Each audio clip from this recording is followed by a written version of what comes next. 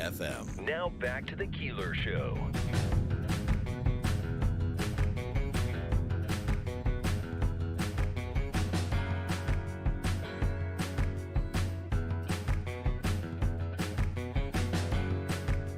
Well, good morning.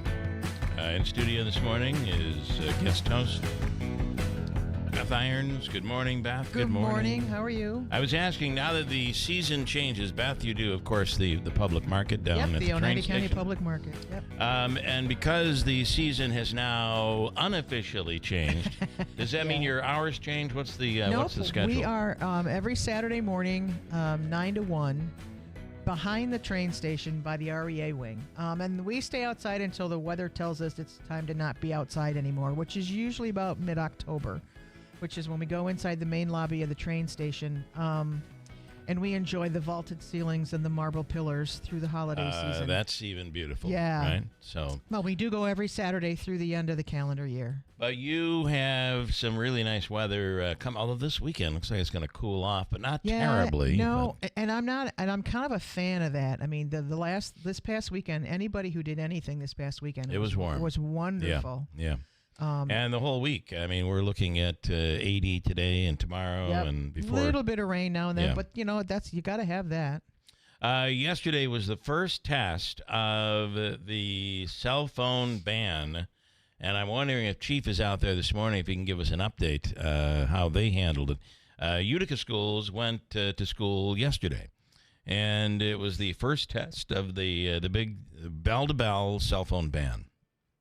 And I'm, you're dealing today with social media, where the minute there's an issue, somebody's on social media talking about it. Everything's instant. Yep. Here is Krista saying, "How did everyone's first day go back to school? Mine was lovely. Kids went to school perfectly, fine, looking handsome as always. I get to Proctor at 2:15 to get my son, and got a twerking show." What does that mean? Oh, that's a new one for me. Jordan was due out at 2:25, and of course I knew dismissal would be messy because the new phone policies, but then it ended with my younger kids being stranded at the school on the opposite side of the city for 1.5 hours before I got a call from my son using his friend's phone to tell me Thomas R. Proctor High School employees lost his phone because the damn QR code didn't work. He was stuck in the cafeteria till they found his phone, so I said, "I'll be back." This continues. I go to his brother's and make it to Proctor. Luckily, as I pulled up, him and his friends were walking out because guess what time me and my boys finally got home? Because of the damn cell phone ban. 4:18 p.m. And this person is clearly not happy. As she says, "Proctor, get your blank together, figure out a better process, because this is garbage." Well, it was the first day, and I think you got to give them, and I think the other schools are all going on Thursday. Yeah. They're going to be dealing with it as well. Let's go to Chief right now, who is actually security at one of the schools. Chief, good morning. How did day one go? I started drinking again. That's funny. The buses were early, but they're so overcrowded. There's not enough room for the machines, plus the bucket that holds the plastic holders for the cell phones. The X-ray machine was beeping for every kid that walked in. It's got to get recalibrated. Right. Everything went into their first period, which is like almost 8:30, so they actually don't have to go to class till second period. Then at 2 o'clock, everything's closed up. They go get their cell phones. The buses had to leave 2:30. Supposedly, they didn't leave till 2:45. That's how many kids are in school now. So the school numbers are up at Utica. Way up, Yeah. way up. Another 50, 60 kids, mostly seventh graders. But it'll clear itself up eventually. It's just getting the staff and figuring out the system itself. You heard, I don't know if you heard the woman at Proctor complaining that they had lost her kid's cell phone because of a QR code issue, and but I do think there are going to be kinks in the beginning. Oh yeah, the thing is, the kids got to come in We also have to check their bags, but they have to grab a plastic container for their cell phones. They put the cell phone, they hold on to that, they put that in the container. We scan the regular bags through the X-ray machine. If there's anything like scissors or something sharp, you got to take that out. Yeah. There's only two guys at the machine plus one SRO helping out. It's just not enough room in the hallway, and it's not any better up front where there's double doors. Yeah. They got extra help up there, though. It's amazing, though, when you think about what you guys have to go through in a middle school. I know. This You're is like checking into the airport. You're like running Hancock Airport or something. And the cafeteria, they only had one line, and the fifth period was the biggest bunch of kids. They got way overcrowded, and the seventh period only had like 3 minutes to eat, which is ridiculous. That's ridiculous. Yeah, they got to straighten that out. Yeah. Well, it sounds like there are a lot of kinks, and you're looking at more students to deal with, which does not make it easier. And then you add the cell phone ban and this element of security, and oh boy. So there were a couple kids left over that the parents were waiting to pick them up. They couldn't find two kids. I don't know where they went. They went on a bus, obviously, but yeah, it's going to take a while. It's going to take a while. All right. Well, did you sleep well last night, or fearing another day 2? Thank God for Jack Fire. That's all I got to say. Okay. All right. Chief, we appreciate the update. Thank you so much. Hey, no problem. All right. Have a good one. Have a good one. It is this is a big issue, this whole cell phone ban. But that's thing. a lot just to get into the school building. I mean, I understand the precautions and the security, but you got to streamline this stuff. I mean, they should have run drills or something. And they're saying that the security, the radar, the X-ray machine needs to be recalibrated. So every time it gets set off. Well, I think what he's saying, I interpreted that as that it's not calibrated right now. So it's in that because of that, it's setting off. Well, and I heard on the news last night too that some of the kids just decided to leave their phones at home, which seems like the easiest solution. The easiest solution of all. But I don't know. I mean, like if you have I have a child with a chronic medical condition, and I always wanted her to be able to reach out to somebody, if needed. Krista Lynn O'Neill is the Proctor parent who posted. And well, Davey, am I correct in saying you're going to have her in about 15 minutes? Yes. Shaking your head doesn't help on the radio. But I mean, I can re-describe it.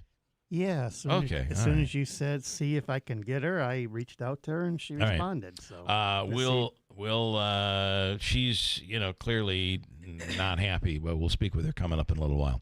Also, Democracy 2025 under 2 months until Election Day, and there are a lot of local races that we'll be dealing with.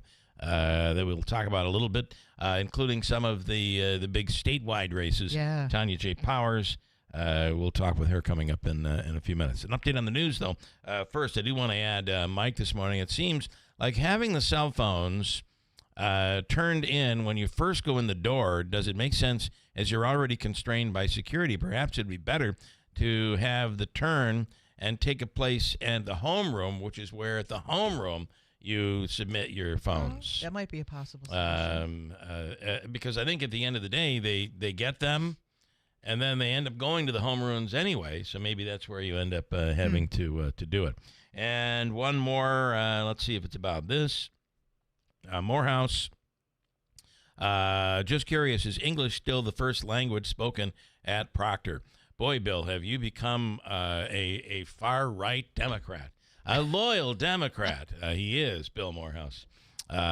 Listen, I think one of the things that people take pride in is the fact that there are like 50 languages spoken that are first languages in the Utica School District, making this a pretty impressive melting pot, this area. Pretty when impressive I found out, I went pot. to an Ag and Markets event last Friday and was talking to a gentleman that worked in one of the offices there. There's over 800 languages spoken across New York State. Wow. Which boggled my mind. I didn't know there were that many languages. Seriously. When you think about it, right? Pretty wild. Let me take Tanya before news. Tanya J. Powers from Fox News Radio, Democracy 2025. we are now into that September season, and Election Day is just around the corner. What big races and referendums will we be watching this year, Tanya? Good morning. Well, you're right. Well, good morning. There are 2 months now from the final votes in the off-year elections. Some of these are considered, bellwethers heading into next year's midterms. Some of the things that we're watching closely, some gubernatorial races. There's a couple that are getting a lot of attention. One of those is in Virginia, where you have 2 women who are major party nominees for the first time in that state's history. You've got Democrat Abigail Spanberger and Republican Winsome Earl Sears. Now, either one of these would be the first female governor of Virginia. So at the end of Election Day, they're going to make history just in that regard anyway. Sears would be the first black female governor in U.S. history, which would be quite, something as well. They're running to replace Glenn Youngkin. Spanberger right now is leading by single digits. Sears seems to be closing the gap. So that's one to keep an eye on.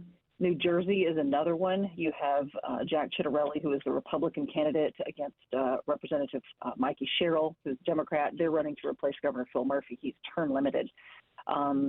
Mikey Sherrill is a former Navy pilot and prosecutor. There was quite a few folks in the Democratic primary that she beat out there. If elected, she would be the first female Democrat to serve as New Jersey's governor. So that's another one to watch. Obviously, the mayoral races, the one here in New York City, has gotten a lot of attention. Yeah, just a little bit. I was going to leave that out. Yeah. Matter of fact, it was kind of funny that I have this topic today because literally as I was walking from the train to the building today here in Midtown, I passed a guy that had Caribbeans for Zoran on his shirt. As I passed him on the sidewalk, I saw it. I was like, "Oh, okay, that's timely." Yeah. Democratic nominee Zoran Mamdani seems to be in the lead. Former Governor Andrew Cuomo, obviously running as an independent after he lost to Mamdani in the Democratic primary. Current Mayor Eric Adams is also running as an independent. Former prosecutor Jim Walden also was on this list until like yesterday, when he seems to dropped out of the race. He was pretty clear about his stance of what he thought about Mamdani on the way out of the ballot race there. Also on the Republican side, you've got the Guardian Angels founder Curtis Sliwa. There, Boston, their mayoral primary is coming up on the 9th of September, and their general election on November 4th. Michelle Wu is the incumbent. She is facing the New England Patriots owner's son, Josh Kraft. The owner, of course, Robert Kraft, his son, Josh Kraft, is one of the people that is running against her. The polls show that Wu has a big lead in that one. Yeah. And one of the ballot measures also getting some attention is in California. This is where they're preparing that special election to allow voters to decide whether to replace the state's independent redistricting commission and allow the legislature there to redraw the congressional maps. This is, of course, in answer or response, rather, to the GOP-led efforts in Texas. A busy off election that we're looking at coming up here in November. So, all right, interesting stuff, Tanya. As always, we appreciate the update. Thank you so much, and have a wonderful day. Tanya J. Powers from Fox News. Update on the news right now. We have more to get to, and we'll speak with the mother of the Utica Proctor student whose phone was lost in the process. I'm assuming it was found. We'll get an update from her coming up at WIBX. Here's the latest from the WIBX newsroom. I'm Doug Callan. A scientist at Rome Labs is allegedly among those who played a part in a scheme to direct military contracts to a company in Utah, receiving bribes and kickbacks, according to a report in the Daily Sentinel. The unnamed employee is known as co-conspirator A in court documents. Details of the scheme were laid out in court documents following a plea agreement filed last Wednesday. The former pastor of the Word of Life Church, Tiffany Irwin, has been released from prison. She had been at the Bedford Hills Correctional Facility since 2016, and a plea to manslaughter and assault in the beating death of Lucas Leonard, according to a report on WKTV. Details now available on that Amish buggy pickup crash in the town of Danube Monday evening. State police say 73-year-old Lori M. Callan of Fort Plain was traveling eastbound behind an Amish horse-drawn wagon when she struck the rear of the wagon. The impact caused the wagon, which was being pulled by 2 horses, to leave the roadway, ejecting its 8 occupants. Callan's vehicle overturned, coming to rest in the westbound lane. A 6-year-old male passenger from the wagon was transported by Movac to Wynn Hospital with non-life-threatening injuries. Callan self-transported to Bassett Hospital in Cooperstown with non-life-threatening injuries. The driver of the horse-drawn wagon, 31-year-old Daniel Stolfus of Fort Plain, was not injured. One of the 2 horses pulling the wagon was deceased at the scene and removed by the owner. Social media reports citing some problems at Utica City schools with the cell phone ban. One woman complained that her child's cell phone was lost when the barcode technology didn't work. The bell-to-bell cell phone ban is in effect throughout New York schools. Utica started classes on Tuesday. The rest of schools will be in session to carry out their plan starting on Thursday. After being one of the centerpiece attractions of the New York State Fair, the popular butter sculpture is no more. Yesterday, the sculpture was chopped up, bagged, and sent to Noblehurst Farms in Livingston County, where it'll be used to create renewable energy. That's the latest. I'm Doug Callan for WIBX 950 and 92.3 FM. Good push now. Beautiful weather. Seeing a few clouds around this morning near the Finger Lakes. They're kind of dissipating. And as we head on through the day, nice and warm with sunshine. Comfortable start. Beautiful finish near 80. Tonight, clear. Mid-50s. North Country cooler. Afternoon shower thunderstorms scattered around tomorrow, 82. Still chance of showers early Friday. Then some sunshine. Beautiful afternoon, 80. From the Weather Channel meteorologist Ray Stitch at WIBX 950 AM and 92.3 FM. Well, we have some partly cloudy skies. 53 currently at WIBX. Coming up, the school ban on cell phones. We'll get into it. One of the mothers who had a real problem with yesterday and how the whole rollout occurred. And, in fact, her son's phone ended up coming up missing.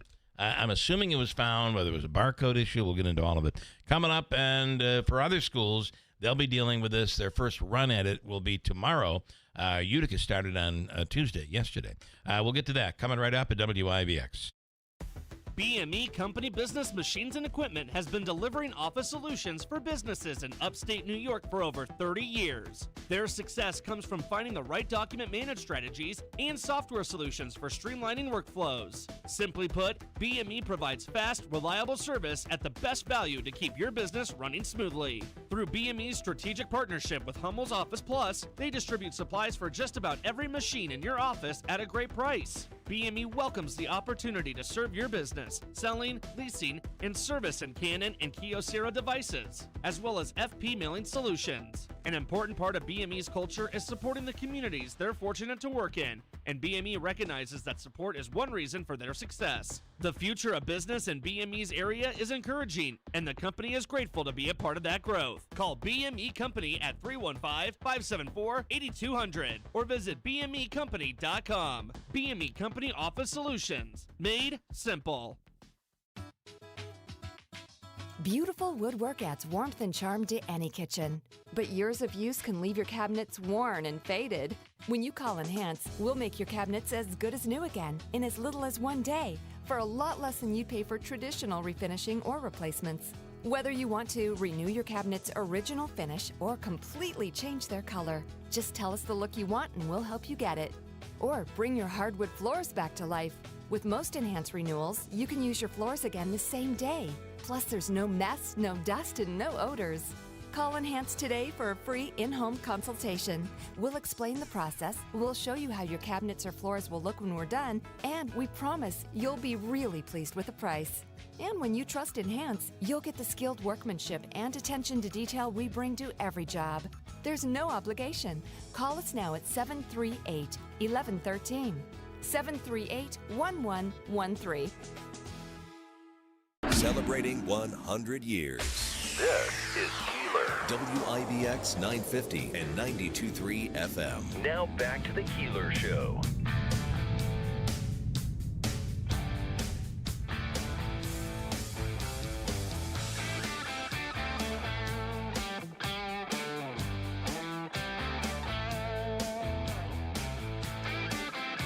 So one comment on some guy in the 315 says, so why even bring the phone to school if your mom's going to pick you up and take you home? I just feel like there is I think not just kids but adults as well have this attachment to their phones. Well, whether we like to we've all admit it or gotten not. used to that level of security where we can always reach out. Right, if there's something happening, you can always reach out. A couple of other interesting stories out there today in the news. You saw the former Word of Life pastor has been released from prison. I think that's a good behavior release. She's been there since 2016. Tiffany Irwin has been at the Bedford Hills Correctional Facility since her sentencing in 2016. The report on KTV. This, of course, the manslaughter and assault charges and the beating death of Lucas Leonard, which was a terrible story and a national story. It went viral and national very quickly for obvious reasons. And if you saw that scientist, this is in the Sentinel today, that whole scientist story where there was a bribing scheme. It was announced last week in order to get projects and research projects pushed to a certain facility. It is now believed, according to a report in the Sentinel today, that one of the scientists is currently at Rome Labs and has been named in that. So we'll probably get more details. As of right now, it is an unnamed scientist at Rome Labs. The butter sculpture is no more. Yeah, now it gets turned into energy, right? It does. Yeah, I always thought they would give it to the pigs, but I think the pigs would have high cholesterol, probably, right? All that butter. So they do. They turn it into renewable energy. How much? I don't know. But that was a really cool. Did you see it? You saw it, Davey. You got your 50 cents. Is the chocolate milk still 50 cents? 25. 25, still 25. See, I didn't get. I bypassed the chocolate milk and went right to the soft ice cream. Did you see the butter sculpture? Yeah, though? I did. Yeah. Yep. Did you see the cow with the little ruby red with slipper? the ruby red slippers on it? Yeah. We watched that ruby red slipper documentary that was on Netflix or whatever channel it's on. About the theft of the slippers. Oh yeah. Well, there's like pretty cool story. Three or four there pairs. There are 3 or 4, but this was the most valuable because it was the one most worn in the and there's one set that's in a private collection apparently. Yes. And I think the one is at the Smithsonian. Yep. And one's at the film industry museum or something like that. I swear we saw the slippers at Hard Rock Cafe in New York City, but I'm having a feeling that maybe those were not the replicas. Original. Maybe a replica. So when the fair opens next year in 2026, the Milk Barn's going to go through some renovations. Okay. From what I've seen on the news last week, they're going to be doing some major renovations around the area. It's going to be totally new. You're a big fair fan. Yes. You like going. Yes. There was a lot of new buildings there this year. Yeah. The only thing I'm disappointed in that I didn't see was the sand sculpture that they create every year. Yeah, it was enormous. Oh, I didn't make it over there on Friday when I was there. I was doing other stuff. We didn't make it, period. But I got to say that those who did, the fair has really improved a lot over the there's a lot to see there. It's primarily agriculture, but it's not all agriculture. There's a real heavy undertow of support for, multicultural things. There's the Latino village and the Native American village, and if you're not in the mood for a hot dog, there's lots of other things. There's a lot of other things. At the state fair, and not all of it is deep fried. That's the first thing I did as soon as I got off the bus. I jetted right towards that dairy barn and bought my 2 25-cent chocolate milks. For those keeping track and planning your summer vacation for next year, I don't know if you realize the fair does not start. You know when the fair begins next year? Throw me a date. The state fair begins. August 23rd. Oh no, I'm going to say a week before that. Okay, August. I'm going to say the 15th. This year it was like the 17th, 18th, 19th, somewhere in there. The fair will begin next year, August 26th. Yeah, that was 3 days off. Because they're losing a week. Because they don't lose a week. They're pushing it farther in. Because I guess it almost seems like they do lose a week, right? But so that's week 1, then the week 2, yeah. So the Labor Day next year is on September 7th. Oh, so it's one of the later Labor days. So if you're planning your summer vacation next year, you may have the opportunity to extend just a little bit further into hurricane season if you're going to fly. And that always can become an issue, right, for those who decide they want to I don't know. fly We somewhere. left. My coworkers and I were there Friday morning for an event, an Ag and Markets event, and we kind of, spent. You're at the fair. Walk around for a couple hours. I have to, me being me, I wanted to go to the horse barn and the goat barn and all the little furry 4-legged ones. And we were getting on the bus to go back to the car at about 3 o'clock. We got back to the vehicle about 20 after 3, and leaving, the traffic was brutal. I mean, going out, it was easy. I mean, we were like above 5 miles an hour the whole way. And getting out, there was standstill 2 or 3 lanes of traffic going into the. So you went early enough where you were parking in a lot where you could walk to the lot. We were like the 4th car in the parking lot. So if you came later in the day, oh my gosh, yes, you were parked the glut way down and had to take a shuttle in. Yep. So the traffic getting out was really rough. And plus, they had Dustin Lynch Friday night there. Yeah, and then for some reason, Dionne Warwick canceled. Unforeseen circumstances they came. Unforeseen. Low Cash, okay, who was at the Boonville Fair, stepped up. Stepped up. Okay. All right. Well, there you go. Speaking of music, Roger Waters mocked Ozzy Osbourne in a recent interview, and Jack Osbourne is not happy. Jack is the kid. I would imagine Jack's not alone. From the series. Saying the negative comments by Roger, pathetic and out of touch. Here is some of, let's see if I can get audio today. You never know what to expect. It's like a grab bag. Here are some of the comments made by Roger Waters. Ozzy Osbourne, who just died, bless him, in his whatever that state that he was in his whole life, we'll never know. Although he was all over the TV for hundreds of years with his idiocy and nonsense. The music, I have no idea. I couldn't give a I don't care about Black Sabbath. I never did. Right. I have no interest in biting the heads off chickens or whatever they do. I couldn't care less. The guy just died. I mean, but Roger Waters can't stop himself. No. He's not making friends. Yeah, no, doesn't care. A guy asked ChatGPT to count to 1 million, and no, it is apparently not happening.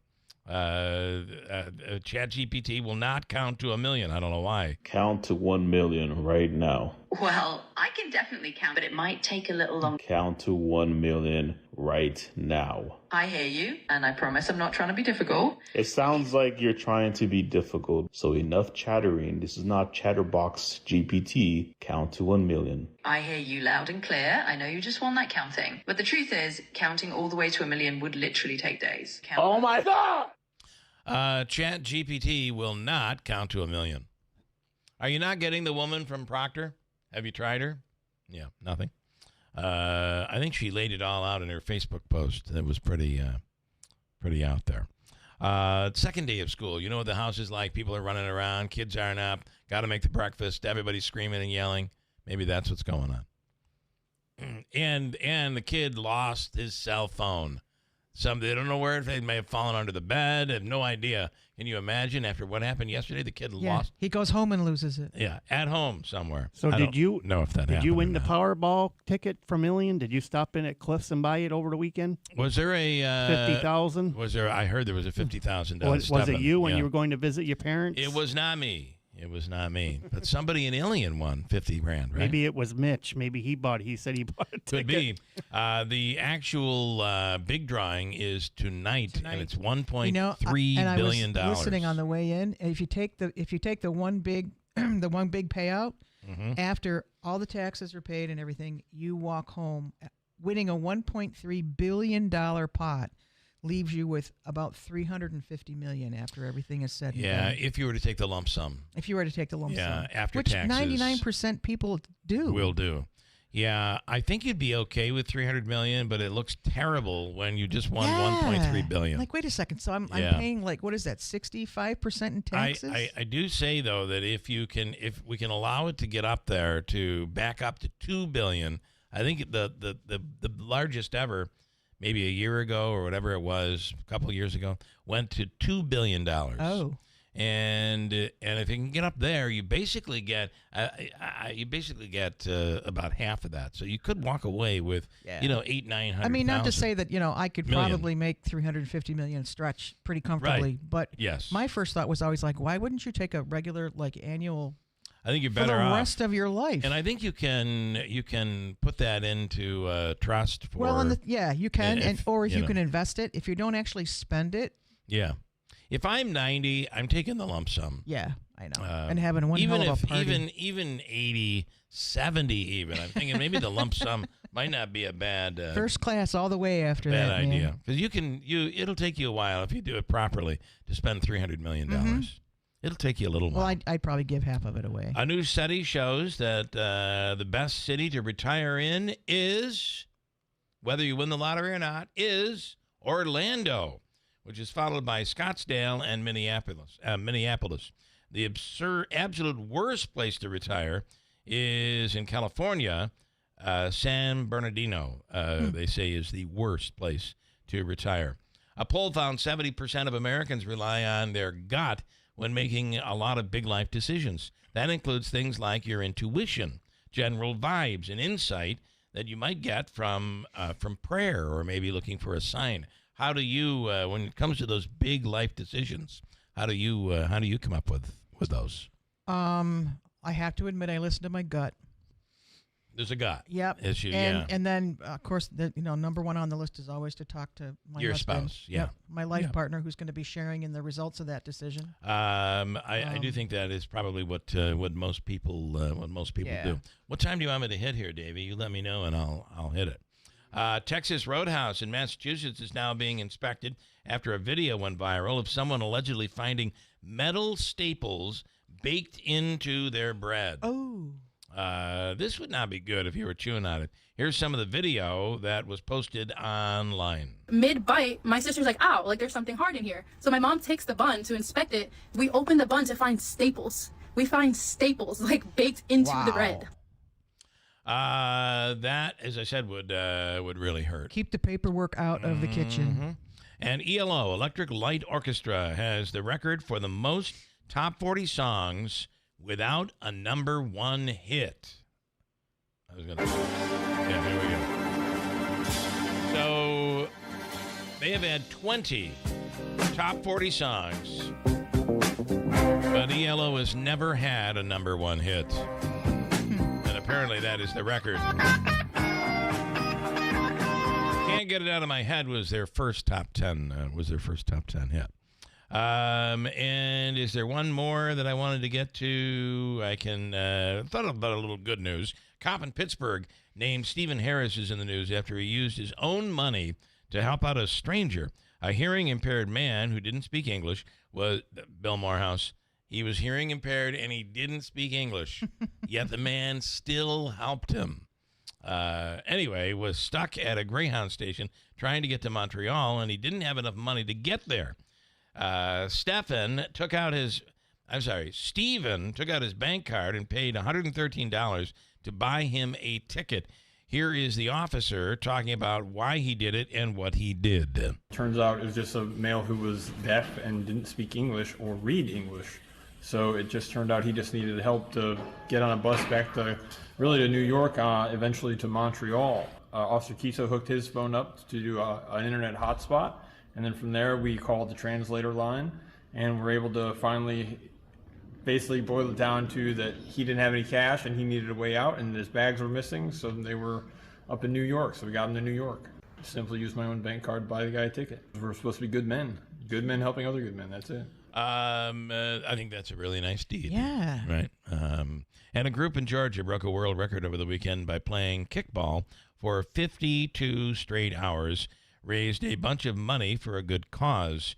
52 straight hours. They broke the world record for playing kickball. They also broke the world record for having the most bruises on their bodies. And they raised $200,000 for charity. Here's audio. The nighttime, the energy kind of dips a little bit, but then as soon as the sun comes up, we start waking back up again. Yeah, that's right. Tough times when you really start to get tired or hurt a little bit, you think about the cause and the facts that we're fighting for those who are vulnerable and experiencing the horror of sex trafficking abuse. So that just keeps us motivated and going, and hearing the younger and the older men and women cheering each other on, encouraging each other, it's just real motivating for me personally. There you go. I would make fun of doing something like that, but the cause was really a positive Yeah, cause. yeah. Not to mention the fact that we've made the world's largest dish of pasta. We also made, and the record that still holds today is the world's largest jelly donut in honor of Elvis Presley. Thank you very much. That record still holds today is over 3,000 pounds, made in 1992 at Riverside Mall. Wow. In one of their lobby areas when it was a mall. Quick break, and we have news coming up in a second. Stand by at WIBX. Moms and dads, do you wish you could know where your kids' shoes are at all times? Now you can with Skechers' newest Apple AirTag compatible sneakers, Find My Skechers. There's a clever hidden AirTag compartment under the shoe's insole. It's sleek, secure, and your child can't feel or see it. Then you can check where your kids' shoes are on the Find My app. Plus, they're available for boys and girls. Get Find My Skechers at Skechers.com, a Skechers store near you, or wherever kids' shoes are sold. Apple AirTags sold separately. Hi, I'm Lisa, owner of Fit Body Boot Camp in Clinton and Whitesboro. I couldn't be prouder of our amazing members.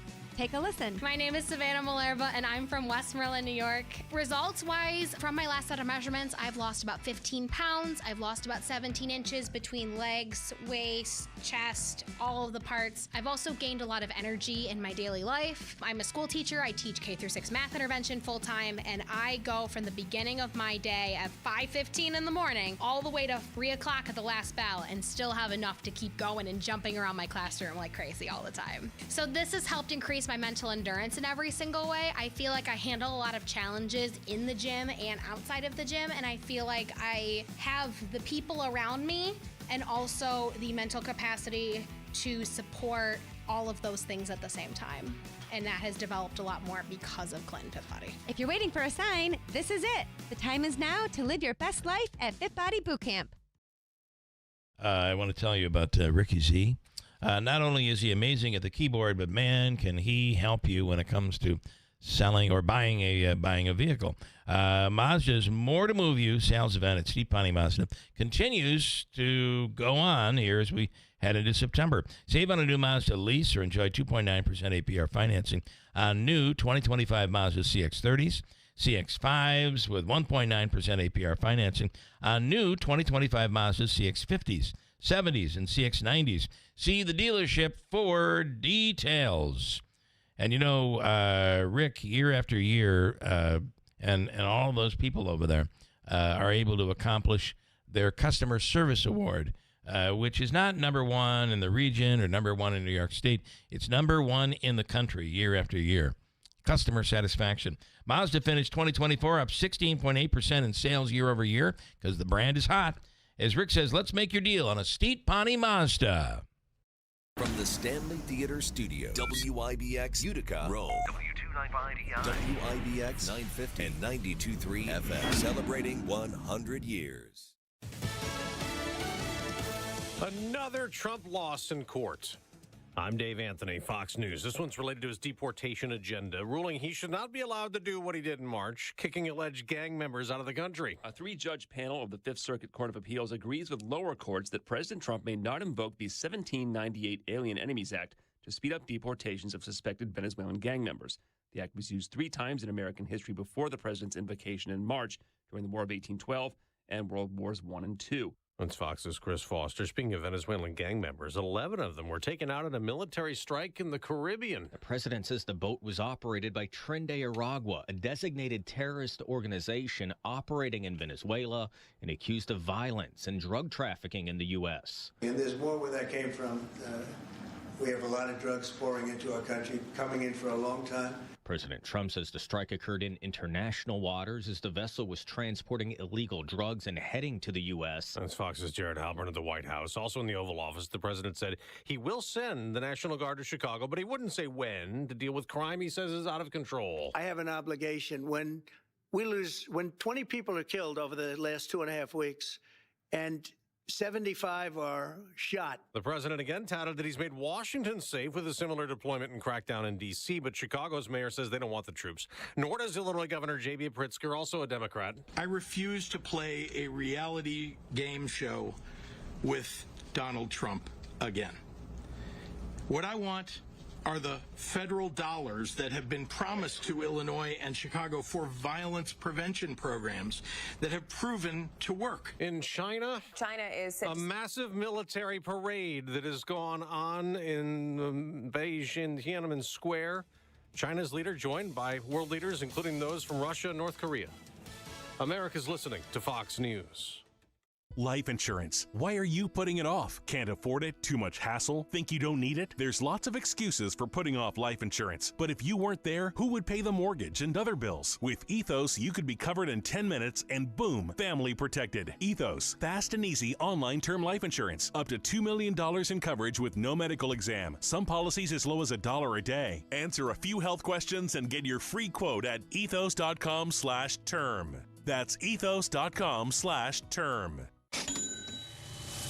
Your home equity could vanish almost overnight, stolen by scammers who forge a deed and transfer it out of your name. The FBI calls it house stealing, and the worst part is you may not know it until it's too late. Find out if you're already a victim now at HomeTitleLock.com. Use promo code RADIO for a 30-day free trial, a title scan, and access to a title specialist, a $250 value. Go to HomeTitleLock.com now. Promo code RADIO. Now that Congress is back from summer break, the Jeffrey Epstein controversy is back in focus. The House Oversight Committee's released a bunch of files related to his sex trafficking scheme, though most had already been made public. And some Epstein victims met privately with lawmakers. Republicans want to formally authorize the Oversight Committee to investigate the Epstein case. Kentucky Republican Thomas Massie called this, quote, political cover to convince Republicans to block a bipartisan demand to release the files. House Speaker Mike Johnson dismissed Massie's accusation. I would not put much stock into what Thomas Massie says. The House Republicans have been very consistent about maximum disclosure and maximum transparency. Now, the committee just released 32,000 Epstein-related files. Fox's Chad Pergam at the Capitol. Congressman Massie and his Democrat colleague Ro Khanna will hold a news conference today with some Epstein victims as they push for more files to be released. And if Epstein, who died in jail awaiting trial in 2019, had high-profile, well-known clients. A win in court for a star rapper. Cardi B is off the hook on assault charges. The jury in Los Angeles County siding with Cardi B in a $24 million lawsuit over an alleged attack. A former security guard at an OBGYN doctor's office in Beverly Hills accused the rapper of scratching her face with her fingernails in 2018. She claimed the attack required plastic surgery and cost her the job. Cardi B has denied ever touching her, saying she was pregnant at the time, trying to keep that private, telling the court the security guard was filming her and even followed her, refusing to give the rapper space. Monica DeLuca, Fox News. On Wall Street, stock futures are mixed, not moving much. The day after a sell-off dragged the Dow down 249 points to start September, which historically has been the worst month of the year for the stock market. I'm Dave Anthony, and this is Fox News.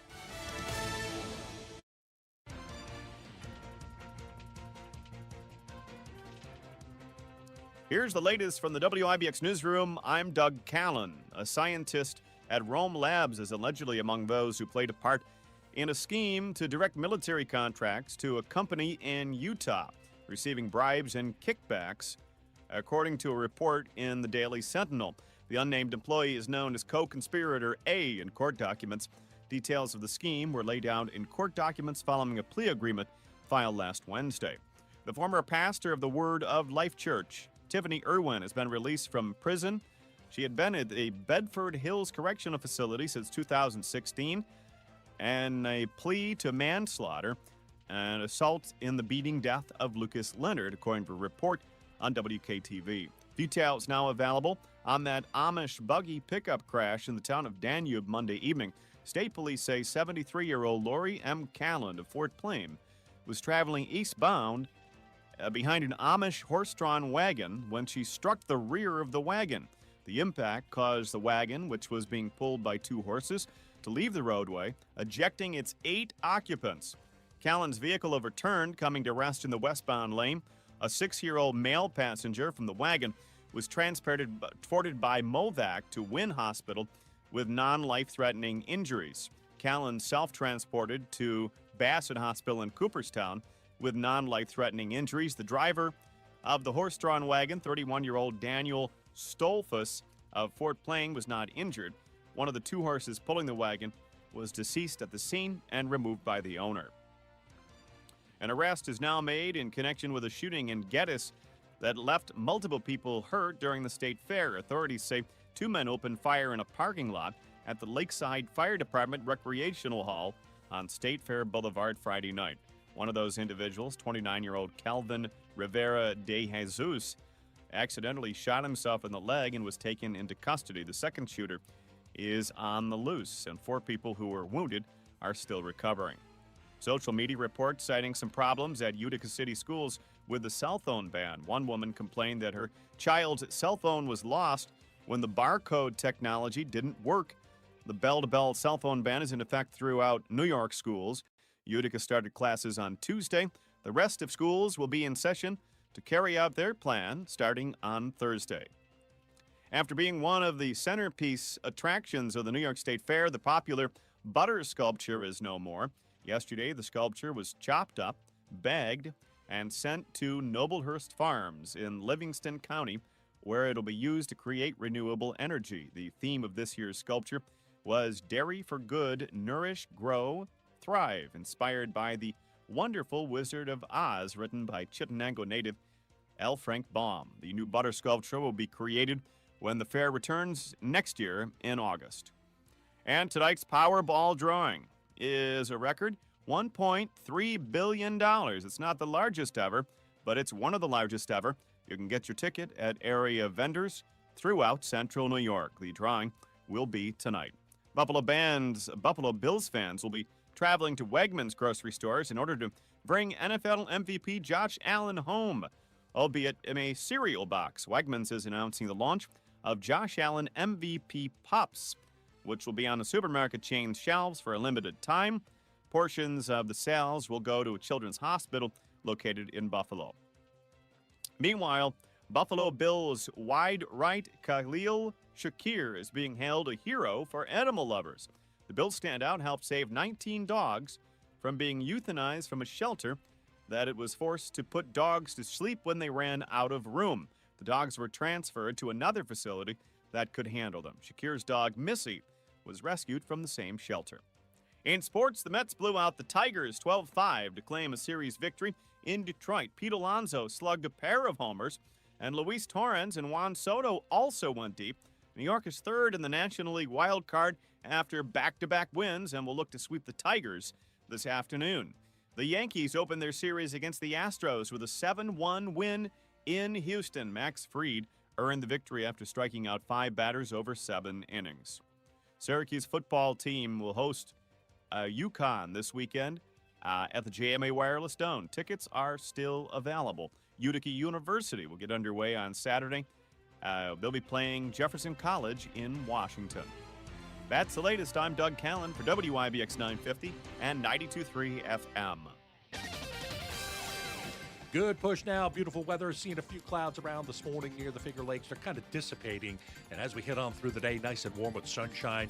Comfortable start. Beautiful finish near 80. Tonight, clear. Mid-50s. North Country cooler.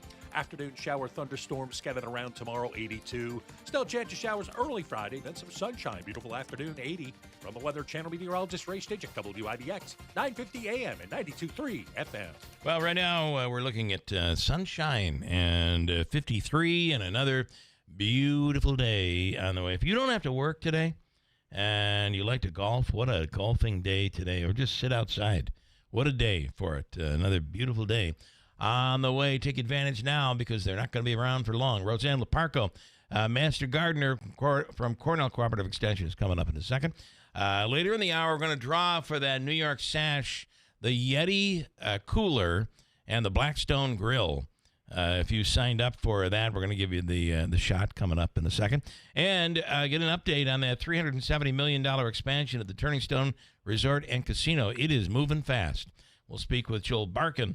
And today's Hobica free money question of the day. Davey, it's worth today. What are you looking at? $2. Your chance to win $2 from the Hobica Law Firm. And we'll do that coming up. All right, what's it worth? $200. $200. All right, that's a good one. I chuckle out of Beth when I said $2. Seriously. I feel like Davey gets mad because we always change it. Have I changed it? Did I change it? No. $200. But yesterday you did. Maybe I did. It's possible.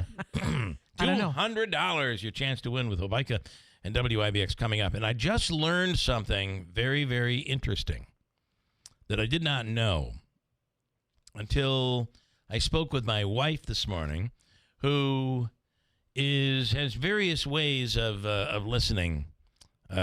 She's a mom. Sometimes, you get that. right. You have, depending on the room you're in, apparently, and the direction you're facing. It may be the radio, it may be the app, and it may be YouTube. And I just realized.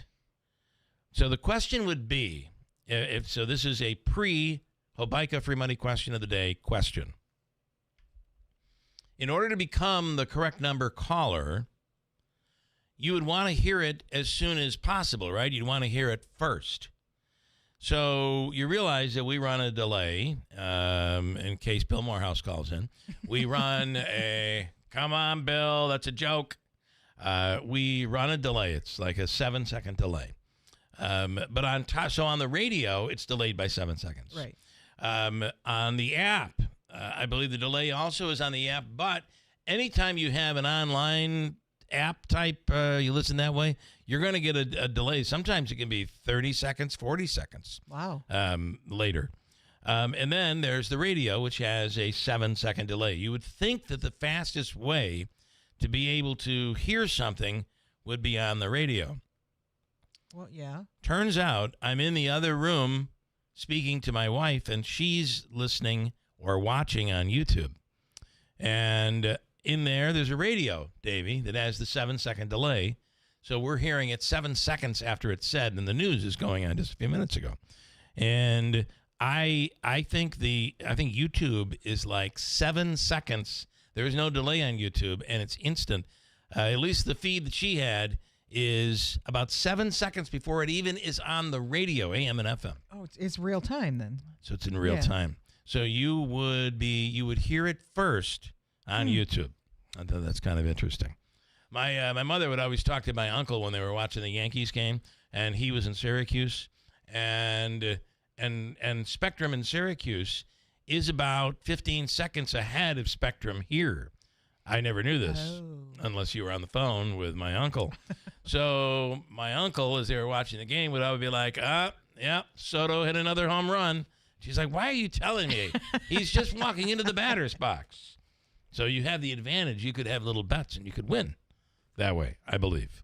Listen. That's why I like having the two Spectrums that we have on in Time Warner, because we have Syracuse and Utica. Right, you get both. Sometimes during the NFL season, the Syracuse channel, Fox carries a little earlier than... No. Carries a different NFL game if the Giants are not playing. It'd be like the Washington Redskins compared to the Fox here in Utica. I hear people talking about this TV box. You ought to get one of those TV boxes. You could be watching TV from all over America. Yeah. I've heard. Got one. Okay. Talk to you soon. Let me tell you about Brank Construction. If you're looking at the foundation of your home and it's withering, that's the wrong word. It's disintegrating. It's kind of peeling away, breaking away, crumbling away, even a better way to describe it. You do not want to wait. This should be repaired. Call Brank today. It's one of their specialties, and they can have this thing fixed for you and ready to go for winter. And while you're at it, you might even want to think about basement windows. New basement windows can save a ton on your energy bill and just make your home more secure. They have an amazing deal on basement windows as well, and they do it the right way. No wood framing. Wood framing rots away. You'll never have to worry about it. It's sealed tightly in their craft, masonry. It's Brank Construction. Call 315-894-3481. And River Hills Properties continues to grow. Offices in Barneveld and Little Falls, Copenhagen to the north, in Newport, home of Mark Butler, and coming soon to the city of Rome. It's riverhillspropertiesllc.com online. And, they also, if you're considering maybe being one of those snowbirds, they also have an incredible office on the beautiful Gulf Coast side of Florida, Sarasota, Naples, Marco Island, some of the most beautiful places. It's all about service here and down there, and they invest completely in upstate New York. Love this area, and however, there are those people that don't want to live through the winters. They can cover you up here and down there. It's River Hills Properties. Call 315-896-1009. Nobody sells homes like River Hills Properties. Did you hear? The best performing assets of 2025 aren't stocks. They are precious metals. This year, gold and silver have risen a staggering 29%. And some experts believe the gold and silver bull market has just begun. Central banks are buying gold to protect against the falling dollar. And silver? It's powering the future. With skyrocketing demand for solar, EVs, and AI, silver is the new oil. So how high could gold and silver soar? Find out. Call Lear Capital, the precious metals leader, at 800-957-GOLD. Get your free wealth protection kit and see how gold and silver could help your retirement dreams come true. With over $3 billion in trusted transactions, thousands of 5-star reviews, Lear is your trusted source. Call now, 800-957-GOLD. That's 800-957-GOLD. 800-957-4653. Moms and dads, do you wish you could know where your kids' shoes are at all times? Now you can with Skechers' newest Apple AirTag compatible sneakers, Find My Skechers. There's a clever hidden AirTag compartment under the shoe's insole. It's sleek, secure, and your child can't feel or see it. Then you can check where your kids' shoes are on the Find My app. Plus, they're available for boys and girls. Get Find My Skechers at Skechers.com, a Skechers store near you, or wherever kids' shoes are sold. Apple AirTags sold separately. Hi, I'm Phil DiGiorgio. Planning for the future isn't always easy, but protecting what you've worked so hard for is important. The DiGiorgio Law Firm invites you to a free estate planning and asset protection workshop to be held on September 9th, 5:30 to 6:30 p.m. at the DiGiorgio Law Firm offices at 258 Genesee Street, Utica, New York. Seats are limited, so call 315-732-3155 to reserve your spot. At this free workshop, you'll learn how to use trusts to preserve your home and assets from the high costs of long-term care, how to safeguard inheritances for loved ones receiving public benefits, and discover techniques to help you access Medicaid benefits for home care or nursing home costs without spending your assets down to zero. Take control of your legacy. You can't take it with you, but you can decide where it goes. Call the DiGiorgio Law Firm today at 315-732-3155 to RSVP for the workshop or to schedule your own consultation. Again, that's 315-732-3155. The DiGiorgio Law Firm. Start protecting your hard-earned assets now. School is almost here, and we think every kid should get started on the right feet. We've partnered with Excellus Blue Cross Blue Shield to help local kids get new sneakers for the new school year. We call it Kicks for Kids, and you can help. Help us clear the Amazon sneaker wish list. Our friends at the Neighborhood Center will help get those sneakers in the hands or feet of the right kids who need them. We only have till September 7th. Thanks from Excellus Blue Cross Blue Shield and WIBX 950 AM and 92.3 FM. WIBX. This is Keeler. WIBX 950 and 92.3 FM. Now back to the Keeler Show. Coming up in a few minutes, we'll speak with Katie over at New York Sash. And if you signed up for the Blackstone Grill, so their $25,000 home improvement giveaway. which you can sign up for right now. It'll be given away during the home show, which comes up right after the first of the year in February. But if you signed up now, you got a little bit of an early bird opportunity. They're giving away a $500 Blackstone grill. I don't know why they call it a grill. It's more of a griddle. And because it's a flat top, and we have had one for quite some time. You can do, what a great way if you have people over and you're trying to serve up like bacon. You just put the bacon. If you have a small pan, you do a pound of bacon. It's a mess. And it's a mess. Yeah. Where you can, on this thing, you can just put it right, strip after strip. It comes out perfect. Love it. Anyway, she'll be on to give that away coming up in a second. Yesterday, as I was just closing things up in the front of our home, I was confronted by a huge raccoon. What do you know about raccoons? I don't know. What do you want to know? Well, I was thinking maybe this thing is rabid. It's out and it's daylight. Mm-hmm. But there was water running, and I almost feel like it was looking to get to the water. Like I was sprinkling a part of the lawn that I'm growing grass, but now it's staring at me, and it's me staring back at the raccoon, and as I moved, it turned around and went into the ditch area and went into a culvert. This thing was an enormous raccoon. It was a big raccoon. Well, raccoons are like a lot of animals they've gotten very comfortable living in neighborhoods around people. And we are as a species, we're very messy. Mm-hmm. We leave food out. We leave garbage out. Yeah. They were trying to get in the garbage we last have gardens, night. You could hear it. They love it. It's a fresh smorgasbord for them whenever we're not home.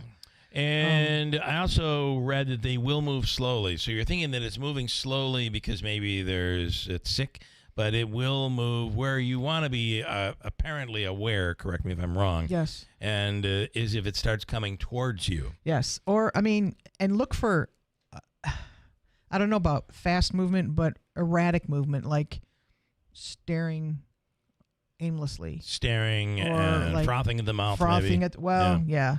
Once they're frothing at the mouth, it's all over. That froths at the mouth all the time. It's really weird. I'm like, can't you wipe that off your face? But they're generally inquisitive animals. So if they're just standing there looking at you, they're kind of like, "What are you doing in my yard?" Yeah. And you said it moved away to go to a culvert. Went into a culvert, and here's where they're going to be upset. This week they are putting in a new culvert and filling in the entire ditch. That exit point is going to be gone. Is going to be gone. Yeah. Yep. But like I said, they've gotten to be they're very highly adaptable species. And this time of the summer, because my thought always goes to, babies. Right.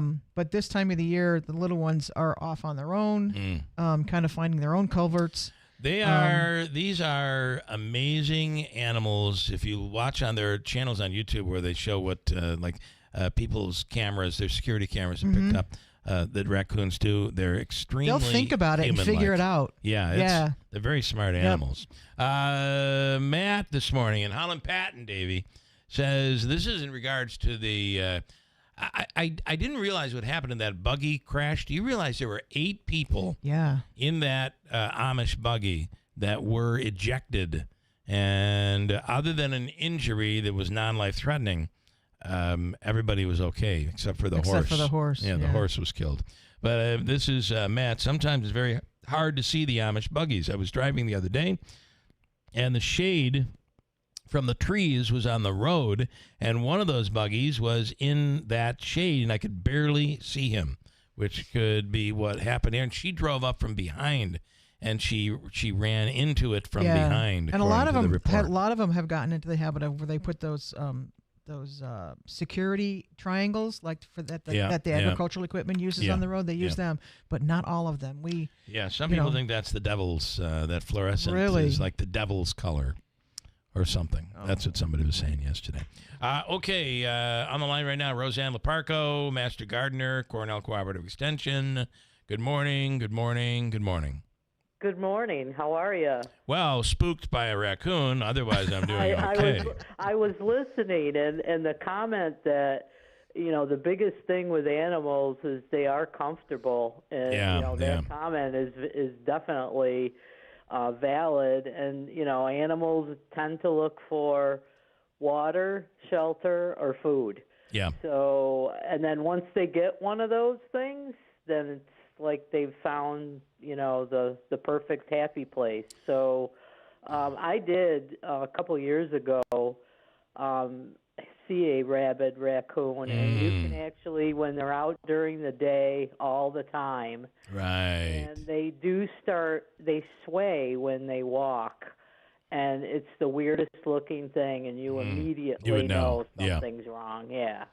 So this I kind of wonder. You mentioned your lawn. You mentioned your lawn. How's it going? Well, I've had a disaster this year. It's been awful. Right? I mean, everybody's. It's a really bad year for lawns. That's for sure. It is. Unless you're watering your lawn all summer, you had a rough time, and even watering it was just so hot that it was. And grass does it.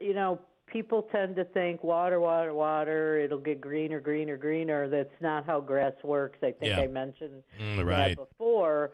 Now is a better time because the cooler evenings, the dew in the morning, once it starts to grow again, I mean, you want to continue to mow, obviously, but it's not growing well. Right. So skipping a mowing is actually good. But hopefully this weather pattern will change because fall is when you want to fertilize your lawn. Right.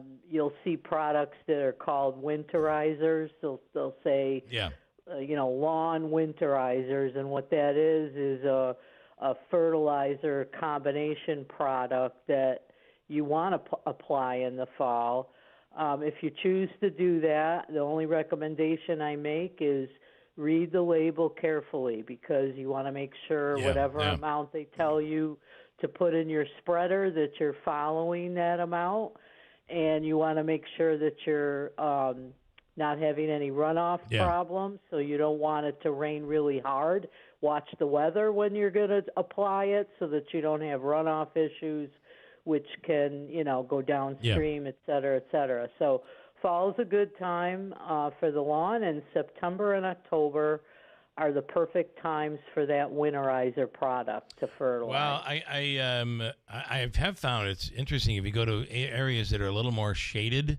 Normally, the more shaded areas don't do as well with your grass, but that's the area that's growing right now. If it doesn't have that hard sun on it all day long, you find the grass grew a little bit better in the shade this year. Kind of interesting. Yeah. Our types of grasses that grow up here in New York State, they don't like that intense sun and hot temperature. So it's been rough on grass, and the other thing, I think it's been rough on trees and shrubs.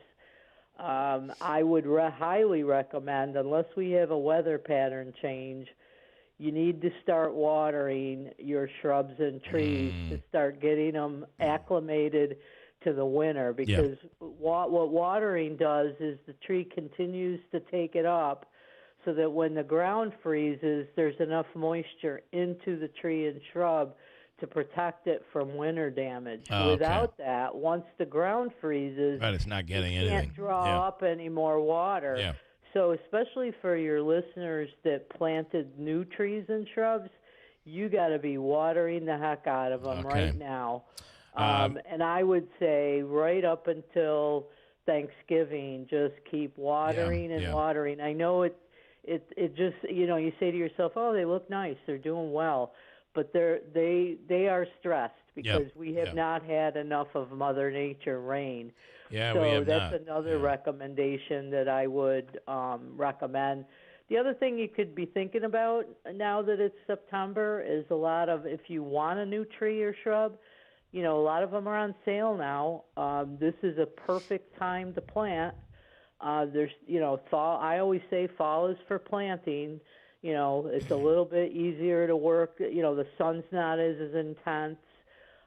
Typically, we would have more moisture, but we're going to have to wait for a weather pattern change. It's a good time to plant a new tree and shrub. You can plant fruit trees now, any kind of ornamental, and they're typically on sale now. So I encourage people to plant a new tree or shrub. good time to, if you're a perennial grower, it's a good, perfect time to divide your perennials. Like you mentioned, Bill, you got a lot of hostas. Yeah. If you want to move them, now is a great time to consider completely digging out the clump. Don't be afraid. I take hacksaws to mine because they're fearless plants. They're rugged. Just slice daylilies, hostas, daisies. Just slice them up, replant them, water well. It's a good time to do that. A little early for bulbs because you really want cooler temperatures to plant bulbs. But in another month, October is really the prime time, but you could start thinking about bulbs that bloom in the spring and summer, and you could be planting them all the way through Thanksgiving. As long as the ground isn't frozen, you can plant bulbs. Well, and I think we're all just kind of wondering what kind of fall are we going to have and what kind of winter are we looking at? Is it going to be another repeat of last winter? I mean, you just don't know anymore. It's crazy. I will tell you this, that I've had a couple questions posed to me about foliage color because of the fact that it's been so dry. Yeah. I suspect the fall foliage color is not going to be as intense as it would normally be. That's what I'm hearing, yeah. Especially like maple trees, for example. They like the moisture to be able, the sugar maples, they like the moisture to be able to do those bright, vibrant reds. Right, yep. And what drought usually does, or the lack of moisture, it makes the colors dull. Mm-hmm. And I'm already seeing it behind my house that leaves are prematurely dropping before. Yeah, they're even green still, and they're dropping. They're starting to drop. That's a symptom of it's been too dry. Yeah. I mean, technically, I saw the drought monitor. They put us up. They put Oneida County, I think, on a watch level, not necessarily a drought level. Yeah. Out by around Rochester and West, they're on a drought status. But, drought watch or not, it's obvious been dry. that it's been very really dry. Yeah. I read in the paper about some of the corn not being as prolific this year. Because it didn't get the moisture it needed at the right time. But the good news is I've been reading the apple crop that's coming up. Should be very good. Very good. So, it's always a trade-off. I wanted to hit you on two things before I let you go. Number one, I have a ton of tomatoes that I grow every year. We put them in planters. And they're the full-size tomatoes. I don't know what we have, beefsteak or I don't know what we have. But they're big, but they're green. Still green. Brutally green. And I think it was just the lack of water and all the heat. Right. I'm assuming hang in there, they're going to start to ripen. Yeah, hang in there. I mean, the worst thing that can happen, and it happens sometimes, is we just don't have the right conditions to get them to turn. But what you can do is if you it's going to take longer if you take them off the plant. So give it a chance. If you decide to take some off the plant, there are some master gardeners that have said putting them in brown paper bags will help them ripen, say on a window ledge, that the brown paper bags can help them ripen if you take them off the plant. But the best thing to do now is to give them a chance. Leave them on. And then finally, I told you about these cucumbers that we got from the Amish, these plants that I think they were English cucumbers, but they are not. They're still really prickly. And I'm not sure they're the best tasting cucumbers that I've ever had. What are your thoughts? They're long like that. They curl up, but very you'll prick your finger when you pick them. Yeah, that's interesting. It kind of, and you had said that they didn't come with any kind of plant label. No, they came with an eggplant label. So it's tough to know what variety they are. What I would do is I'd do a couple things. One, leave them on a little bit longer, or take one off and try to peel it and see does it taste like a cucumber? It just may be a variety. Some of the old heirloom cucumbers had pricklies, I guess it's a highly technical term, pricklies. On them. Maybe it's the variety. It's so hard to judge, Bill, without knowing what type it is. But I would leave them on a little longer and just see what happens, and then maybe take one off and try to peel it. And I'm gonna peel it today, and I'm gonna do a cucumber sandwich. I'll let you know next week what happens. And I want to know what it tasted like, because if it's an heirloom, it may be the skin that's the the weird thing about the heirloom, but yet the flavor is really good. All right, great stuff as always. You're brilliant, Roseanne Laparco. We appreciate your time. Thank you so much. You're very welcome. Do you have time for me to just talk about quickly the class we're having coming up? What's happening? If anybody's interested, it's kind of a change in gears, but we're having a bonsai presentation by the Mohawk Valley Bonsai Club, Catherine Brown. She's going to talk about bonsai, how to get started growing bonsai, if you're familiar with that unique style of Japanese planting. It's on Tuesday, September 16th at 6:30 at the Cooperative Extension, and we would invite any of the public to come and listen to the talk. The cost is $5 per person. All right. I'm assuming they can go to your website for details. Go to the cceoneida.com. We would like you to register so we know who you are when you come to the door. So we would welcome you to be there. Okay, Roseanne, thank you. We appreciate it. Thank you, Bill. Have a good day. Have a great day. Thanks so much. All right, bye-bye. She knows her stuff. Yes, she does. Quick update on the news coming right up. By the way, Mike says this morning on that raccoon, that'll be a great surprise for the construction workers when they start working on the curb area. All of a sudden, that thing pops out of the culvert. Coming up, we're going to give away that New York Sash Prize of the Blackstone Grill. We'll do that right after. Do you want to do it now? I can do it now if you want. It's Katie who's on the line right now. Hi, Katie. Good morning. We do not want to make you wait. Good morning. How are you guys? You're doing well. So we did obviously the $25,000 home improvement giveaway is up on your website. People can still register for that right up through as you go to the home show, which is not until February. But listen, this is $25,000 in home improvement. It's an awesome deal. Well, it's free. It really it's a great deal.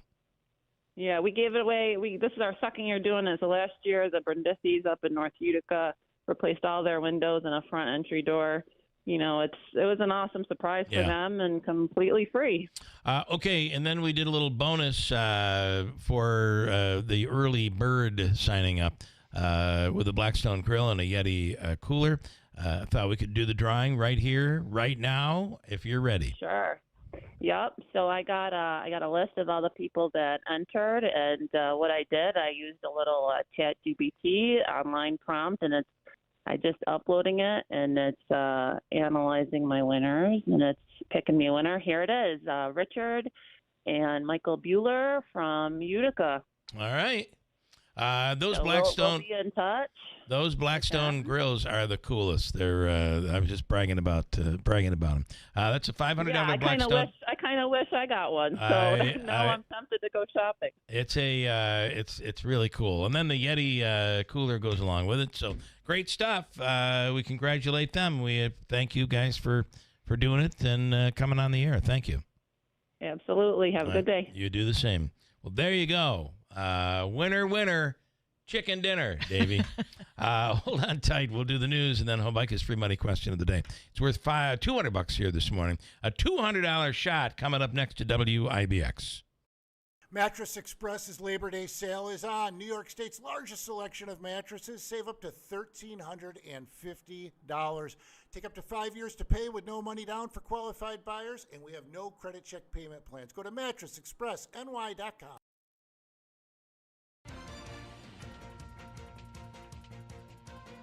Here's the latest from the WIBX newsroom. I'm Doug Callan. A scientist at Rome Labs is allegedly among those who played a part in a scheme to direct military contracts to a company in Utah, receiving bribes and kickbacks, according to a report in the Daily Sentinel. The unnamed employee is known as co-conspirator A in court documents. Details of the scheme were laid out in court documents following a plea agreement filed last Wednesday. The former pastor of the Word of Life Church, Tiffany Irwin, has been released from prison. She had been at a Bedford Hills Correctional Facility since 2016, and a plea to manslaughter and assault in the beating death of Lucas Leonard, according to a report on WKTV. Details now available on that Amish buggy pickup crash in the town of Danube Monday evening. State police say 73-year-old Lori M. Callan of Fort Plain was traveling eastbound behind an Amish horse-drawn wagon when she struck the rear of the wagon. The impact caused the wagon, which was being pulled by 2 horses, to leave the roadway, ejecting its 8 occupants. Callan's vehicle overturned, coming to rest in the westbound lane. A 6-year-old male passenger from the wagon was transported by Movac to Wynn Hospital with non-life-threatening injuries. Callan self-transported to Bassett Hospital in Cooperstown with non-life-threatening injuries. The driver of the horse-drawn wagon, 31-year-old Daniel Stolfus of Fort Plain, was not injured. One of the 2 horses pulling the wagon was deceased at the scene and removed by the owner.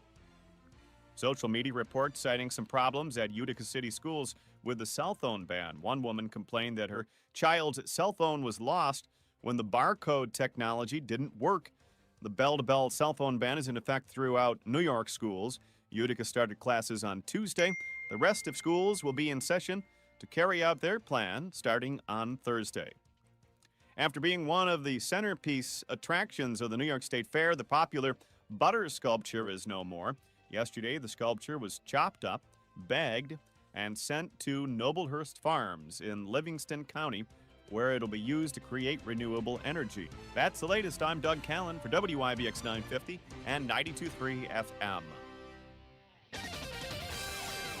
Good push now. Beautiful weather. Seeing a few clouds around this morning near the Finger Lakes. They're kind of dissipating. And as we head on through the day, nice and warm with sunshine. Comfortable start. Beautiful finish near 80. Tonight, clear. Mid-50s. North Country cooler. Afternoon shower thunderstorms scattered around tomorrow, 82. Still chance of showers early Friday. Then some sunshine. Beautiful afternoon, 80. From the Weather Channel meteorologist Ray Stitch at WIBX, 950 AM and 92.3 FM. Gotta love this weather currently this week. 54 and sunny now at WIBX. Time for Obanka's free money question of the day.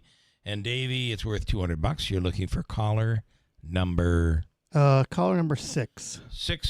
Sixth caller right now at 315-736-0186. In life, we're often faced with difficult decisions. When it comes to caring for our loved one, the choice can be overwhelming. But amidst the uncertainties, there's one decision that stands out as an act of profound love and gratitude: choosing hospice care. Hospice care isn't just about medical support. It's about honoring the journey of those who've given their all to their families. It's about providing comfort, dignity, and peace in their final days, surrounded by loved ones. Choosing hospice is a way to give back to someone who has selflessly given their life to others. At Hospice and Palliative Care, we understand the weight of this choice. Our compassionate team is here to guide you through every step of the journey, providing personalized care that respects the individuality and dignity of your loved one. When it's time to say goodbye, choose hospice care. Choose love. Choose Hospice and Palliative Care, serving Oneida, Herkimer, and Eastern Madison counties. Visit our website, hospicecareinc.org, or call 315-735-6484. When you need us most. Beautiful woodwork adds warmth and charm to any kitchen. But years of use can leave your cabinets worn and faded. When you call Enhance, we'll make your cabinets as good as new again in as little as 1 day for a lot less than you pay for traditional refinishing or replacements. Whether you want to renew your cabinet's original finish or completely change their color, just tell us the look you want and we'll help you get it. Or bring your hardwood floors back to life. With most Enhance renewals, you can use your floors again the same day. Plus, there's no mess, no dust, and no odors. Call Enhance today for a free in-home consultation. We'll explain the process, we'll show you how your cabinets or floors will look when we're done, and we promise you'll be really pleased with the price. And when you trust Enhance, you'll get the skilled workmanship and attention to detail we bring to every job. There's no obligation. Call us now at 738-1113. 738-1113. Celebrating 100 years. This is Keeler. WIBX 950 and 92.3 FM. Now back to the Keeler Show.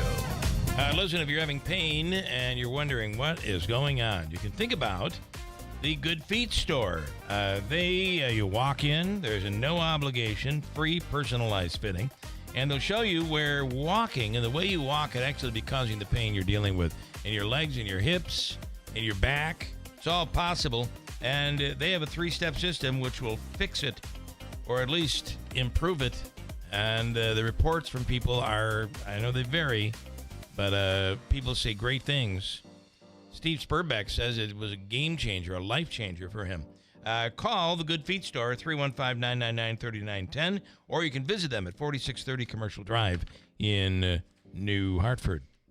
It's time for Habaika's free money question of the day, and I have Joseph and Andrew Habaika each day give people a chance to win some dough. Today, it's $200, really based on the whim of our man Davey. Today, it's $200, and it comes from the Habaika Law Firm, Joseph and Andrew Habaika. For your legal needs, call 315-724-1600. Gary is on the line in Rome. Good morning, Gary. Good morning. Morning, Bill. Are you ready? Are you ready, Gary? Yes, sir. All right, you know the deal. You'll have 7 seconds to answer the question, and get it in before the buzzer. And if it's correct, you win. Here is your question. This blew my mind because I didn't know anything about this until this question popped up, and then I dug in even further. Went down the rabbit hole, if you will. In professional kickball, how many innings are there? Ready, go. If you're a professional, you're going to go with what? 7. Actually, the correct answer is 7. Hey. How about that? In professional kickball, I didn't know there are actually positions. There are 10 fielders, 7 innings, 2 base coaches. If you're playing in professional kickball, you know it's 7 innings. Wow. Unless the game goes really long, and then they'll just cut it short. That's what I'm told. Good one there, Gary. Are you a big kickball expert? No, but my daughter plays in a league in White Plains. Okay. That is so wild. How about that? Of all the questions I could have thrown at you, we throw at somebody who actually plays in a professional kickball league. Their kid. That's really cool. All right. It's worth $200. Stand by. Davey's going to hook you up. Thank you, Bill. All right. And we'll also throw him the all-in-one food and fun card. It's a $25 gift card. Good at Aquavino, Babes, Taylor and the Cook, all of that. Gary in Rome is the winner. All right, coming up, we're going to talk to, from the Turning Stone Resort and Casino, the United Indian Nation, Joel Barkin, and get an update on the 370. Have you seen what has been, by the way, Beth Irons is our guest host in here this morning. Have you seen the progress out there? Yep. I haven't been out there for several months, but when I was there, they were still working on what do they call it? The Crescent Hotel? I believe that's what it is. Yeah, and it was just like a few days after they had placed the final piece of steel, so it was early on. I mean, I think they have all the floors basically done right now, so it's really incredible. I remember when I took when they did the lodge, I got a tour of the lodge, and it was amazing. I remember that tour, and you toured the presidential suite, which is 2 floors. Yep. Overlooking the private chef's kitchen. Yeah, it's pretty nice. It's like, okay, we're going there. Lucia, quickly before I get into this, are you there? Good morning. Do I have her? Great show. Listen, I got you. I wanted to compliment the motor vehicle people. Okay. And the manager there does a fantastic job, and I was so excited and happy the way they treated me, what they did for me. So that's what I want to say. They really work hard to make the experience easier. And I'll tell you, the other thing is, you can make an appointment. I think that's in effect right now. You can make an appointment, and then you just go over there. You don't have to wait in line. You walk right in, and exactly. You have an appointment. They're really all right. Phenomenal is the word. All right, Lucia, thank you for that. And also, yeah. Listen, remember yesterday when I told you about how my brother caught the guy? Yes. They hurt him? Yes. and he ended up in jail. And you know who told me? He said to me, Sam should have been a policeman. He got the guy, we put him in jail. They was the chief in Sarah. They retired, That's awesome. Okay, we can find yours. I hope we find him. All right, I'll let you know if there's anybody we're thank looking you. for. Okay. All right. Thank you. Thank you, Lucy. Bye. Joel Barkin is the Director of Communications of the United Indian Nation and is on the line right now. Joel, good morning. Bill, how are you? Doing well. How are you? All is good. Beautiful morning. It is a beautiful morning, and we have just this week is just, I don't know, the weekend's not going to be all that great, but upper 60s, we can live with that. This week, though, is just beautiful. All right, $370 million expansion called Turning Stone Evolution, if I have that right. And, That's right. And it's really amazing how quickly this is moving along. Yeah, it is. It is quite a sight to behold. And if you've been to Turning Stone recently, then you've seen that it's the hotel, at least from the outside, a beautiful hotel, 259 rooms, stunning entrance to the resort looks finished. It's not. We still got a little ways to go, but it is. You can see the footprint of the new campus. Our Grand Expo, which is going to be our new meeting and convention facility, doubling the existing size. The existing size of our meeting and events facilities is also coming together very, very quickly, and it has been just a amazing thing to watch. And one of the things we're most proud of in that is it has been a incredible reinvestment in this community, in this region. Over 90 awards have been given out to work on this project, more than 60 of those from New York companies. So we're very proud of that. It is being brought to you by the Oneida Indian Nation with the support of the New York Building Trades and many other vendors. So a great accomplishment both for the Oneida Indian Nation and for the region. It is, speaking of, everything that's going on right now, you look at the investment over at Griffiths with Chobani and what's happening in other parts of the county, but then at the United, and again, it's not like you're going out and getting all this grant money from New York State. This is Oneida Indian Nation investment. And I think that's a big deal and a big point that should be focused on. Yeah, I appreciate you pointing that out. There are zero tax dollars going into this. There's no pilot program. There's no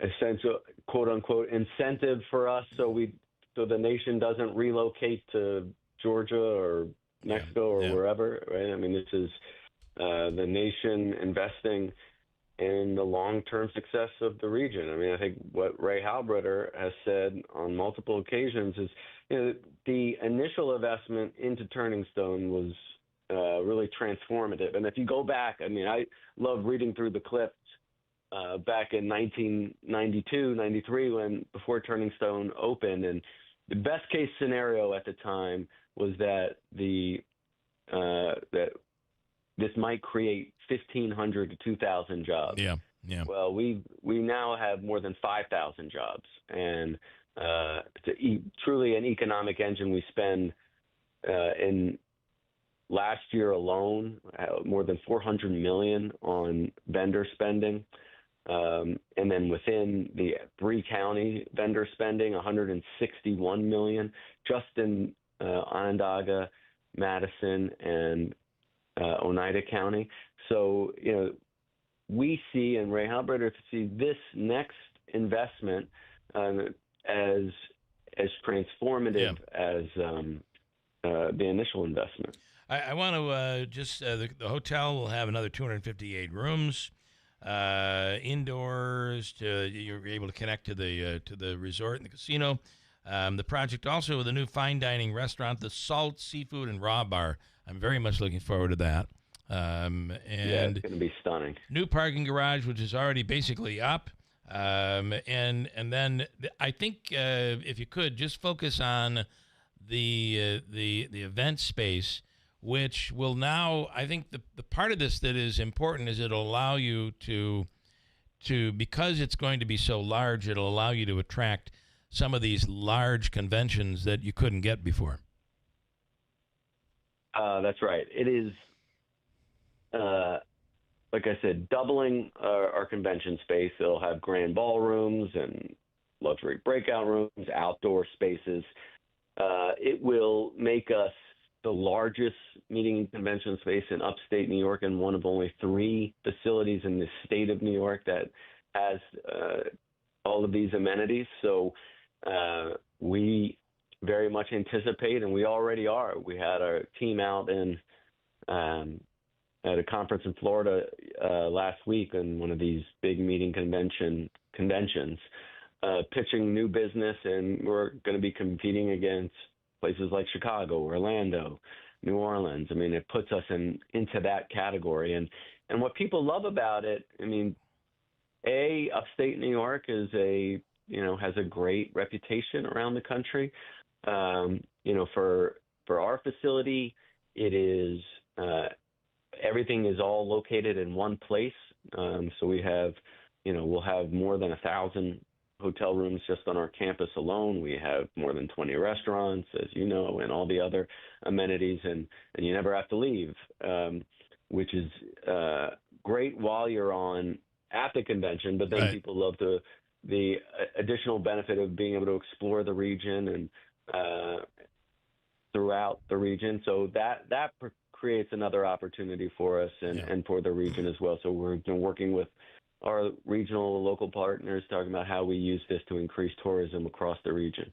I do find you hear from a lot of people that say, yeah, we came up, we did the convention, and then we've done a little add-on. We're going to Cooperstown, or we're going to. I mean, right. there are a lot of different things that people can explore around the region, and you're bringing people to upstate New York that would never have come here otherwise. That has to be looked at as a bonus. And also, we were talking recently about like Fort Stanwix and the Oriskany Monument, and hopefully at some point we invest more into those areas, because that is a huge historic part of this region and the creation of the country. Absolutely, and what better time to do it than the 250th anniversary? Yeah, so that's exactly right. Yeah. Let me also just plug one other thing that's very much related to this. Next Friday, we are hosting a conference at Turning Stone called Doing Business with the Nation, and it is for local businesses, regional businesses who are interested in working with us, who some already are, or some who may have an interest in being a vendor and sourcing different items to us, or that's a variety of ways of business work with us. So it's free conference, and really it's for us. It's about looking for new partners to work with us into the next era. So it's you can come check on our website, turningstoneenterprises.com on that, and it is we've been really overwhelmed by the amount. I think we have more than 400 businesses already registered for that, so it's a great opportunity to learn about where that growth is. When we build out new things, like we're going to be expanding our weddings, expanding our meeting convention, that creates new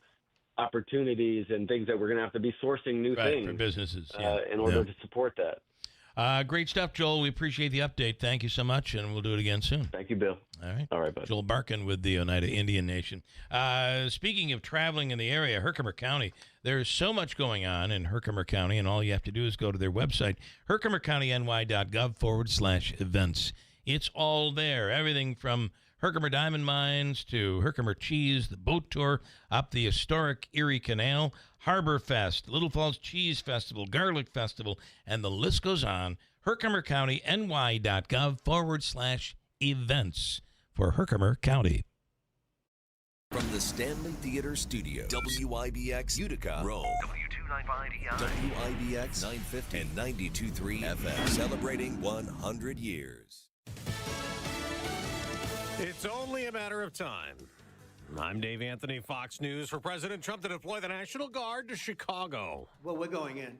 I didn't say when. We're going in. When you lose, look, I have an obligation. This isn't a political thing. The president says crime's out of control there, and he'll solve it like he did in Washington with a crackdown, including troops and federal agents. He is insulting the people of Chicago by calling our home a hellhole. Illinois Governor J.B. Pritzker, Democrat, says troops doing law enforcement would be illegal and aren't needed. Murders are down by almost 50% in the last 4 years. Shootings are down 57%. Robberies down 34%. A federal judge's ruling yesterday claimed the Trump National Guard deployment to Los Angeles was unlawful back in June, though the Trump administration will appeal that, claiming troops were only protecting federal agents and buildings during protests over illegal immigration raids. In another legal challenge, a federal appeals court ruled the president cannot invoke the 18th Century Alien Enemies Act to justify fast-track deportations like in March when he kicked alleged Venezuelan gang members out of the country. The 2-1 ruling finds the administration has not proven an invasion or predatory incursion against the U.S. at the direction of the Venezuelan government. It bars deportations from the 3 states overseen by the court, Louisiana, Mississippi, and Texas, where suspected Tren de Aragua gang members are being held. It can be appealed to the full Fifth Circuit or directly to the U.S. Supreme Court. Fox's Chris Foster. 11 Venezuelan gang members were killed in a U.S. military strike on a boat the president says was full of illegal drugs. Secretary of State Marco Rubio. The president is going to be on offense against drug cartels and drug trafficking into the United States. The U.S. has recently deployed ships not far from Venezuela to combat drug trafficking. In China, a massive show of military force at a parade marking the end of World War II 80 years ago. China's president, joined by other world leaders, including Russia's Vladimir Putin and North Korea's Kim Jong-un. Those two also held talks as Kim keeps helping Putin wage war in Ukraine. America's listening to Fox News.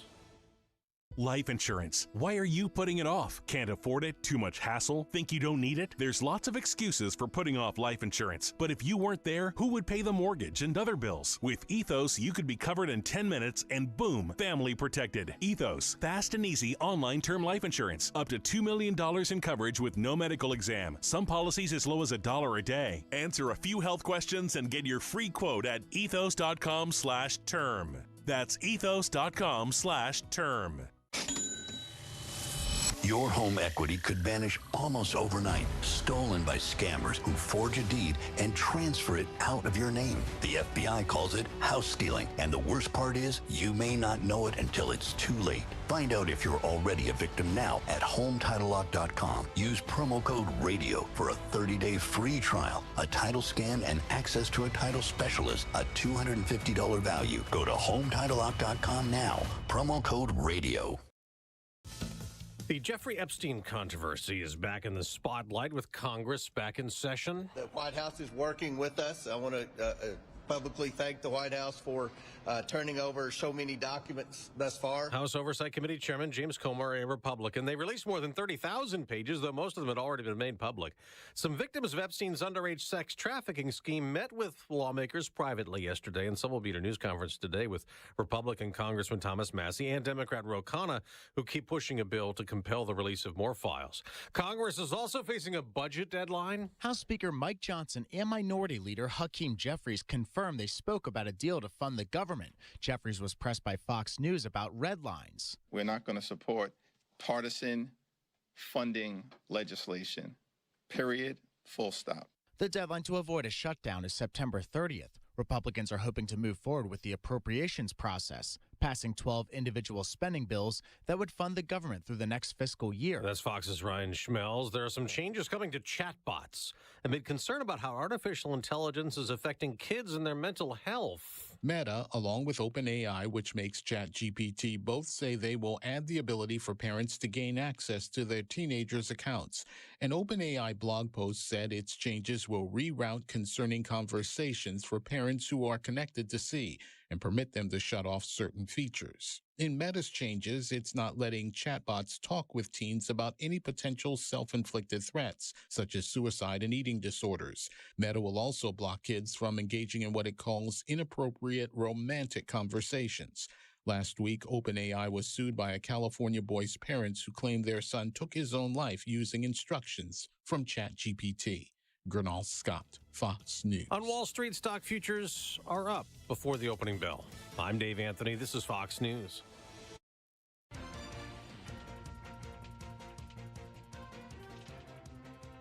Here's the latest from the WIBX newsroom. I'm Doug Callan. A scientist at Rome Labs is allegedly among those who played a part in a scheme to direct military contracts to a company in Utah, receiving bribes and kickbacks, according to a report in the Daily Sentinel. The unnamed employee is known as co-conspirator A in court documents. Details of the scheme were laid out in court documents following a plea agreement filed last Wednesday. The former pastor of the Word of Life Church, Tiffany Irwin, has been released from prison.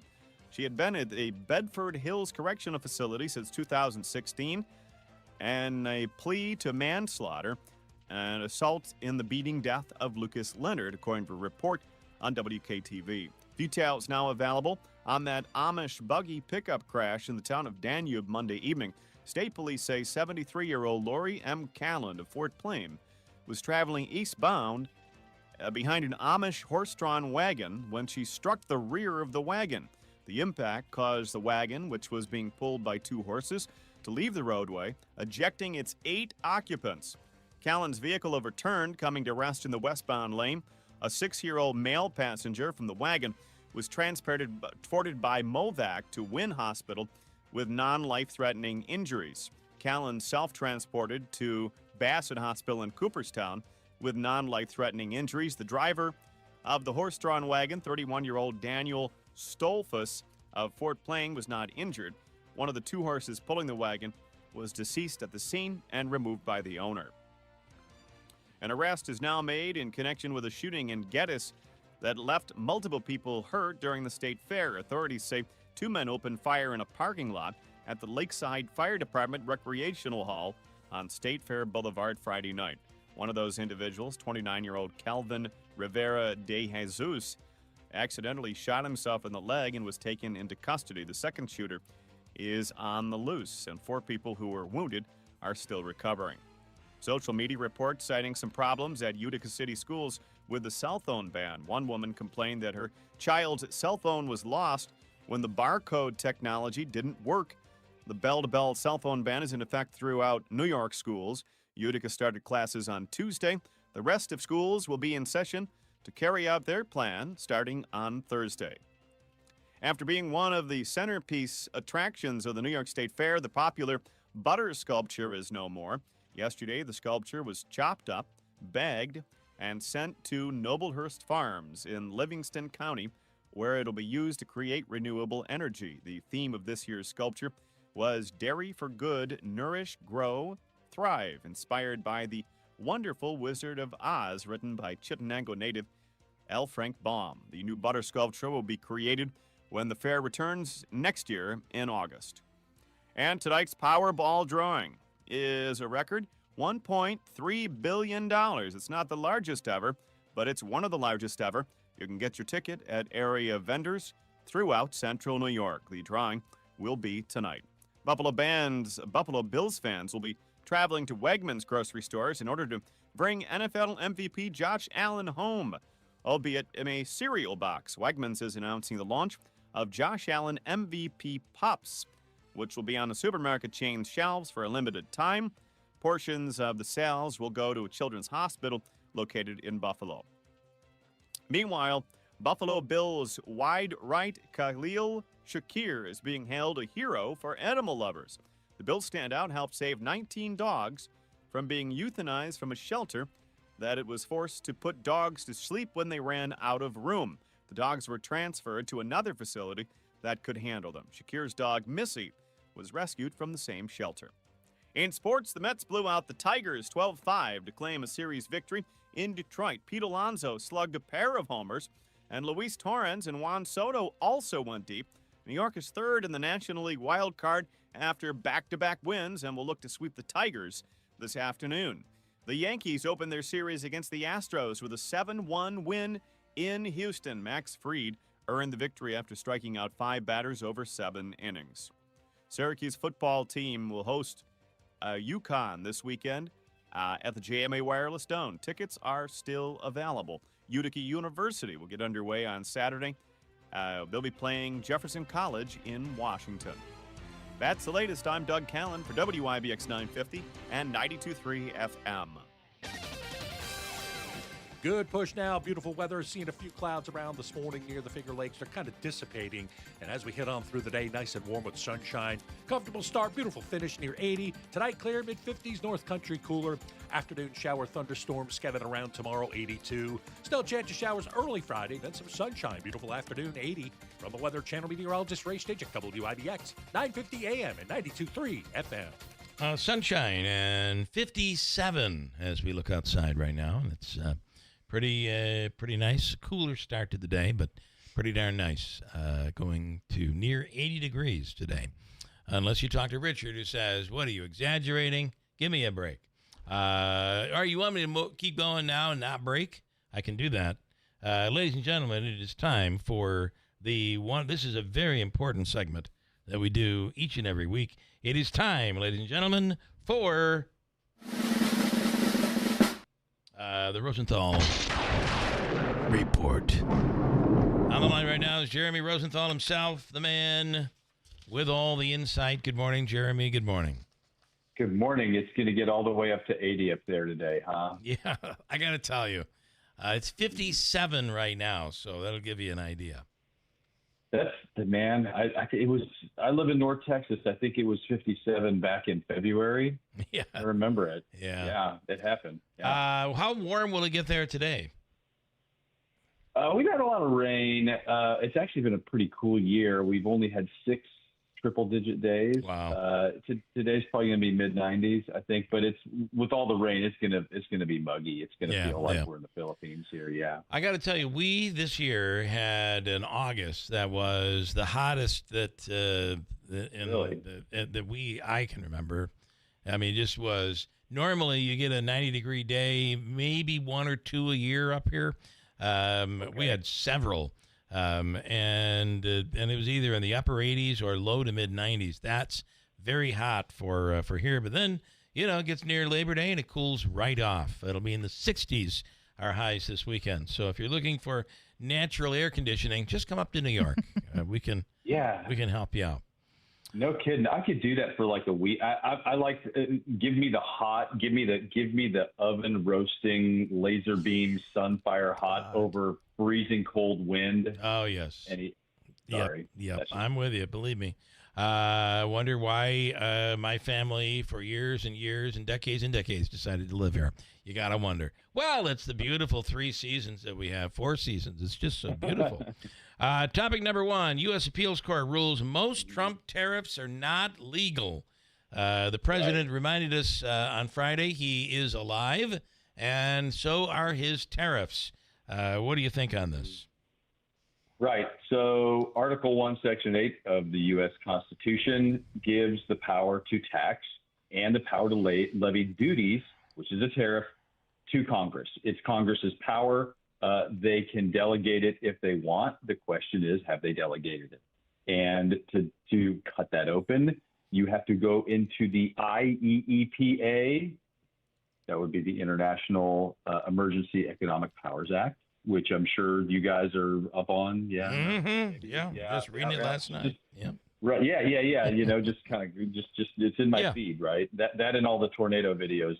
That's right. And that's the question: is just how far does that provision go? And there's a pretty big split in the court about that. And it's going to be a tight one at the U.S. Supreme Court. It's going to go all the way up. Right now, it's looking like it's going to go about 6 weeks from now is when the stay is done, and so it gives the upper court enough time to sort of review it. And I think the president did tease that it'll be the Supreme Court that will actually ultimately make the decision here, and he's confident that they will side with him. As he said, I think last week, I'm the president. I can do whatever I want. I'm not sure that's completely. I feel like when he says stuff like that, he's just playing with people. But he certainly has a lot of leeway as president currently of the United States. Well, when you've got, he has got majorities in both houses right now, and you've got the public behind you. So you feel like you were elected to levy these tariffs. Yeah. And And that's how this goes. So somewhere between that and Article 1, Section 8 is the real answer, which we will have to tune in for in a minute. Topic number 2, U.S. judge blocks government from deporting unaccompanied Guatemalan children. Once again, the court's stepping in here. Your thoughts? Does this... I find a lot of these decisions end up being overturned by another court, but what are your thoughts on this one? This one, it's going to be kind of difficult here to see how this one changes, because what happens is we get a lot of unaccompanied minors at the border, right? This could be parents who send their kids off. This could be people who are runaways who are down there in really terrible situations. It could be people trying to reunify with family up here. We don't know. Each and every one of these is a different situation.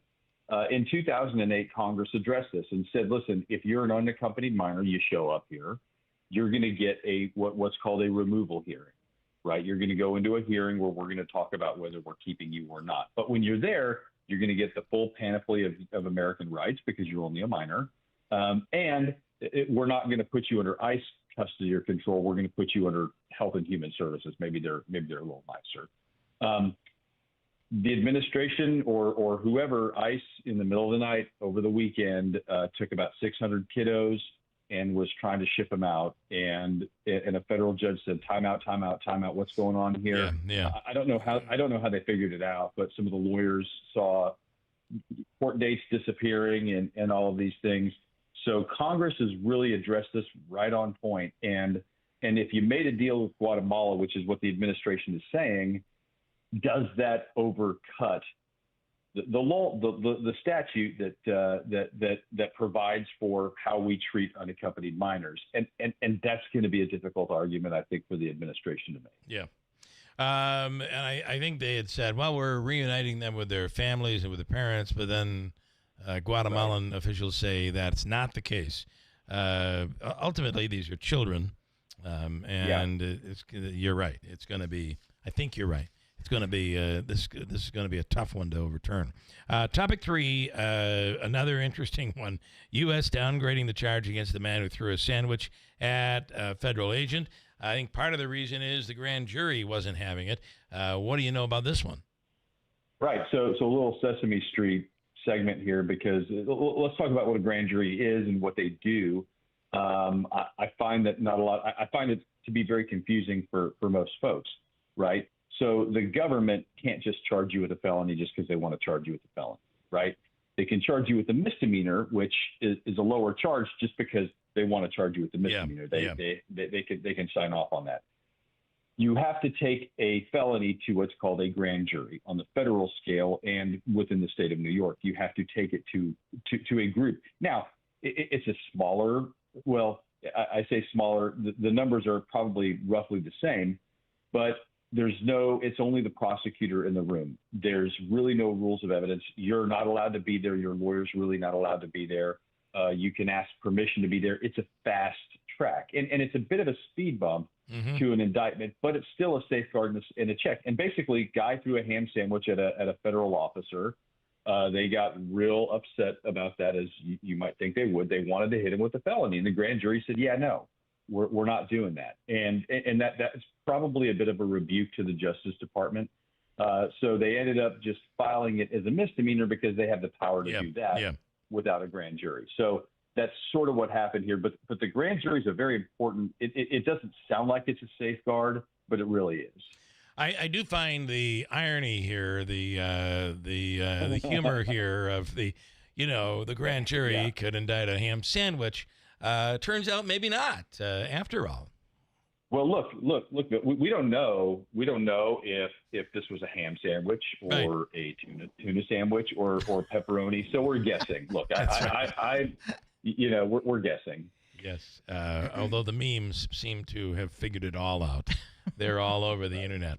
All right, interesting stuff. As always, we appreciate your insight, ladies and gentlemen. The one and only Jeremy Rosenthal and the Rosenthal Report. Jeremy, thank you so much. Have a great week. You too. All right. Jeremy Rosenthal, who is an attorney through Fox News. He is the man in the state of Texas. Quick break, and we'll come back at WIBX. Hi, I'm Jill Hayes. And I'm Scott Hayes from New York Sash. You know, Scott, saving money feels great. Oh, no. And saving 50%?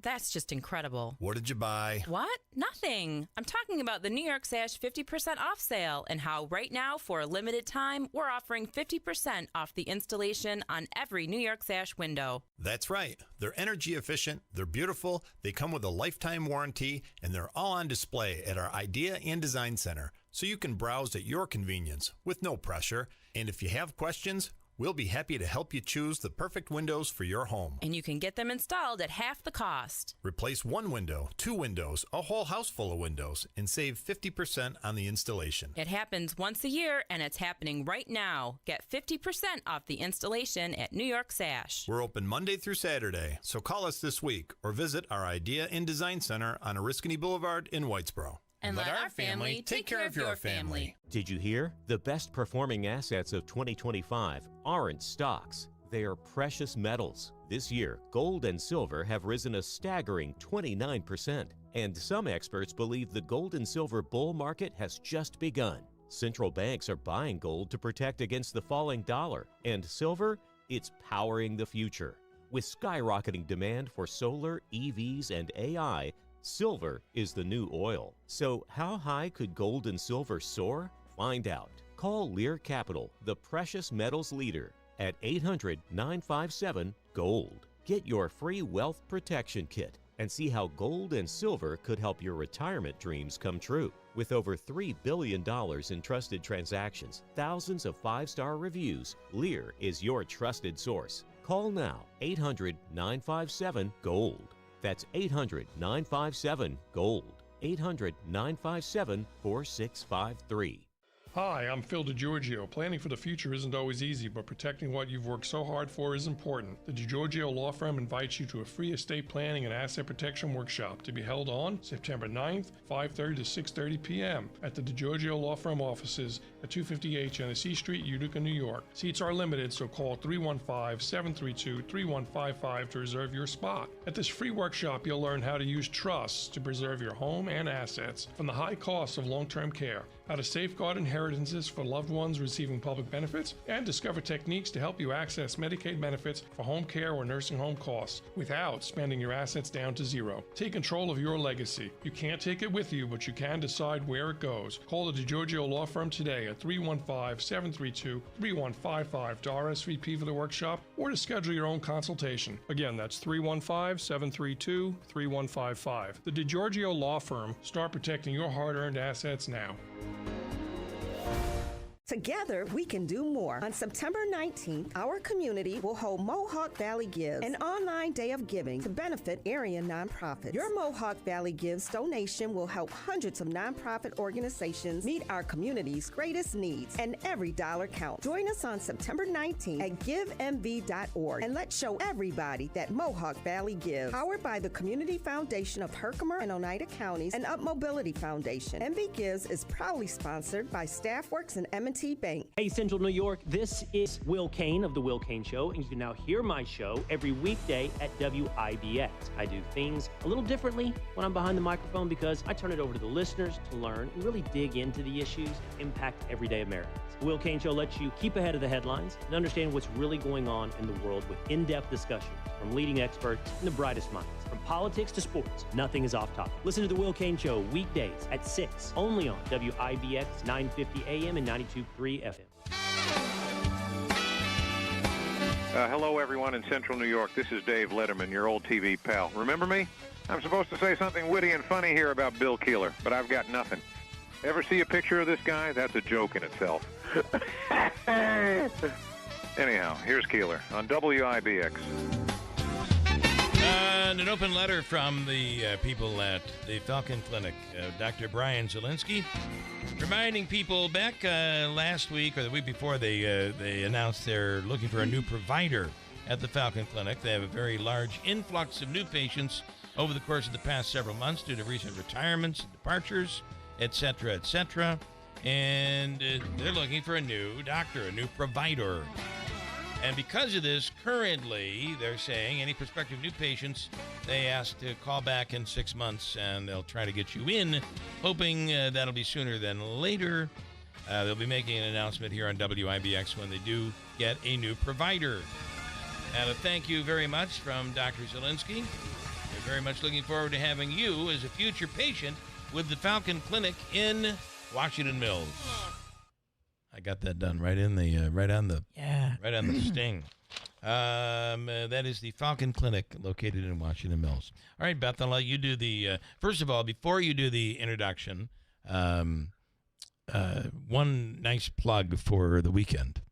Oh, your weekend. Yeah, regardless of what you have going on this weekend, I know it's the first week the kids are back from school and everybody's going to be grumpy, but when you wake up Saturday morning, come on down to the Oneida County Public Market behind the train station at the REA wing between 9 and 1. Still got a lot of good summer stuff going on. There's watermelons and cantaloupes and cucumbers and tomatoes and sweet corn and all those things you expect to see at a summer farmer's market. And we're just starting to see little hints of what's coming up in the fall. So no pumpkins yet, but, some squash. Did I tell you that we came in, we had to take my daughter to the train, and we ran into construction, and we're sitting for almost 10 minutes trying to get through to get her to the train station. Mm-hmm. We were already behind, but the construction really made us behind, and I flew. I don't know if you could see me going over the buildings. It was incredible. I flew, and we came into that circle. So you were that Cape Crusader we couldn't identify. Swooped around and she got out of the car and ran to the train. The doors had just closed, but luckily they were not moving, and they didn't move for 3 minutes, 2.5 minutes or so.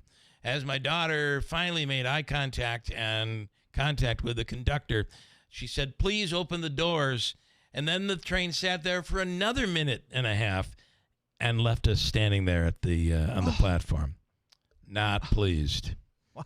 Yeah. Well, don't let that impact your experience at the farmer's market. It will not. It has nothing to do with the farmer's market, but we were down there where you are. And I'm like, if Beth were only here, I'd have her drive you to Amsterdam. But we made the trip and beat the train to Amsterdam. By like 10 minutes. Oh, well, That's that was pretty good. Yeah. In studio right now, this is Ellen Canarelli with Cornell Cooperative Extension. Did I get that right? Perfectly said. Okay. All right. Beth, I'll let you do the introduction. Well, Ellen and I work together at Cornell Cooperative Extension. She is currently with SNAP-Ed. Her role will be changing soon, but she's very excited about what she does. She's one of the people that's with us. SNAP-Ed is with us every other week in the summertime. They do a food demonstration. They use what's locally available at the time, and they'll make a sample. I forget what the last thing it was the squash with the lemon juice. Mm-hmm. That was wonderful. Lemon basil summer squash. And then they will always supply you with a recipe, and you can go right out and visit our vendors there at the market and get the ingredients and go home and make yourself a nice, healthy. It's mostly a side dish. Sometimes warm, sometimes chilled. What was the lemon basil? Is it lemon basil what? So it's a different kind of basil called lemon basil. Oh, and right. then I took yellow summer squash and zucchini, and I used a peeler to peel it lengthwise, making like little noodles. And then I just added olive oil, oregano, the chopped basil, pepper, garlic powder, and lemon juice. Okay, that's got to be That was really wonderful. It was very refreshing. Yeah. It is all about the texture, right? Mm-hmm. Texture is everything. Mm-hmm. And if you can create, like when you take those vegetables and even put them through that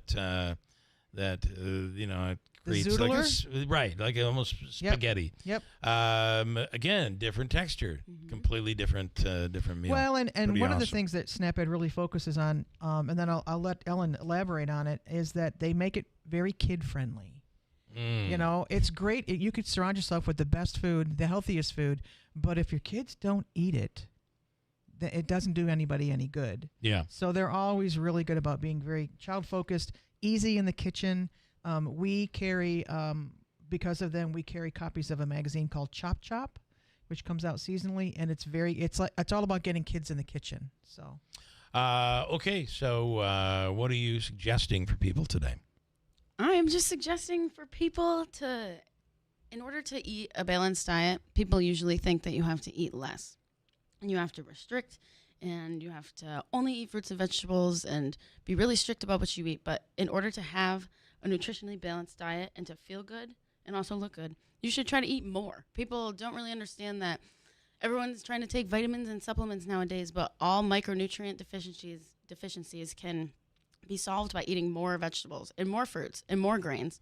All the magic is in real foods. If you can't identify specifically what food groups are in something, like a cheeseburger, it's really hard. I understand there's lots of food groups happening in a cheeseburger, but if you can't identify where the ingredients come from, then it's not. It's pseudo food. Most times it's not going to be something that I always tell the kids. Imagine it's your 16th birthday and you just got your dream car, and are you going to put really poor quality gasoline in the car if you know it's not going to be safe on the throughway? Well, at these prices, yes. Aside from price, I know good point. Price plays a huge factor in all of that, but it does. However, not when it comes to going to a farmer's market and getting zucchini or squash or something like that. Mm-hmm. It's pretty cost effective. Yeah. We have a produce program set up with like housing authorities, because transportation is a big issue too. Mm-hmm. I mean, Utica around here could be considered a food desert. With every quarter mile, there's some kind of convenience store or lots of processed and frozen foods, but no one really has access to fresh produce. So we partner with West End Farms in Ilion, and we go to places like Gilmore Village, the Link Apartments. We go to Liberty Gardens in Rome, Valentine Apartments in Rome. I don't want to rip on Dollar General, but Dollar General goes to places where they're food deserts, lower income food deserts. Yep. And it's nothing but processed junk and frozen. Although they do have good socks, I do like their socks. Sometimes you get good deals on the ones that aren't high up, because I don't want to be that old guy wearing like black socks and shorts and sneakers or sandals.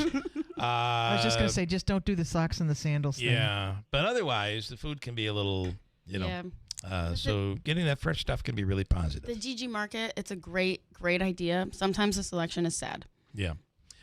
Okay, and then I love the whole texture thing. Like a sandwich, I don't know about any, for me, a good sandwich has to have, it has to be moist. Mm-hmm. And with a tomato or with the textures that you can get out slice of onion, cucumbers, or even zucchini or something like that, onions, whatever it is, that kind of gives that sandwich the whole taste, right? And that is the key to a really good sandwich. Yeah. Need like a crispy crunch somewhere. Yeah. The lettuce, the onion. All right. Anything else you want people to remember here today? Eat more vegetables. Okay. All right. Fair and enough. fiber. Fiber's so important. Yeah. Yeah. Okay. And get everything at the farmer's market. Yes. And that's if, Saturday. And if you don't live in Utica, you don't feel bad. Just Oneida County actually has 11 farmers markets that run. We're now at 10. New Hartford closed last week, but go on the website cconeida.com. They're all there. Or even the tourism bureau has been promoting it. So just go to your local farmers market. Support your local food producers. All right. Good stuff. And Ellen, thank you very much. Thanks for having me. All right. Nice job. Angelo, I wanted to bring you in just quickly here. Say hello to these guys. Angelo, good morning. Hello, Bill. Hello. And Ellen is here, and Davey's here. Oh, I Beth is here. Hi, everyone. Hello. Sorry, I took you off the speakerphone. I'm waiting to start my day. Okay, listen to me. I'm calling you because I'm wondering, what are you doing? They're firing everybody at Saturday Night Live. This is your chance. All right, you want to know what? Why don't you and my grandmother and other random people in my life? Why don't you all write a letter to my agency and tell them to rig the system? Are you getting it? Are you pushing for an audition? Because literally, they're getting rid of everybody on SNL. Well, so I'm not pushing for an audition per se. I did submit another tape this year, but after that, there's multiple rounds you go through, and I didn't make the cut. I didn't make the cut. Yeah, I did not make the cut. However, what I will say is, I don't think that it was as bad as I think that it's being blown out of proportion. I think that I was kind of disappointed. The cast shakeup, they got rid of 4 people and added in 5 people. So, they didn't get rid of They didn't get rid of Michael Che and the news. Did they? No, Michael Che and Colin Jost are still there, and I believe Colin Jost is still a head writer. Yeah. Yeah, because that, believe me, there is no more, you cannot find a more crude news in the history of Saturday Night Live than that current news that is there. I was thinking that might be gone. Okay, so it's not a bloodbath like they're promoting. I don't think it's a bloodbath at all. I think that the people that they chose is an interesting direction. The girl who they hired, Veronica, she's big on the internet. She does a lot of comedy sketches online. Some of the other guys are also very internet-heavy people, so I think that they're trying to become more relevant in the social media space. So I think they're moving in the right direction. I think if they're going to advertise there's going to be this massive overhaul, they should have, out of the 17 people cast, 7 people and maybe added 2. Yeah, or cut 15 people and added 5. I think that would be a shake-up. This, to me, I was kind of underwhelmed. Okay. No. All right. I was thinking about you. That's all. Just hoping that you're taking the opportunity. Sounds like you did, and it didn't work out. We're sorry for that. Didn't work out. Luckily, though, you have now everyone knows that. You have people who are passing away and selling their estates. That really I love it. keeps you going. All right, Angela. Thank you. Good luck. We'll talk to you soon. All right. Bye, guys. Quick break. We'll update the news coming up. Ryan Nobles from NBC coming up at WIBX. Make this season all about enjoying the experience. When you ride on your new Ferris commercial mower featuring patented suspension technology, you'll have more than freshly manicured grass. You'll experience productivity and comfort like never before. And because you won't be slowing down for those rough spots, you'll mow more lawn in less time. Ferris, experience suspension. Visit Clinton Tractor on Meadow Street in Clinton to see the full line of Ferris mowers. We are the leader in service, Clinton Tractor. When you're hiring, have you ever felt like you're missing out on meeting great candidates? Well, they're not hard to find when you go to ZipRecruiter. ZipRecruiter helps 10 million people with their job search every day. People who are actively looking for jobs like yours. So it's easy to find the right person fast.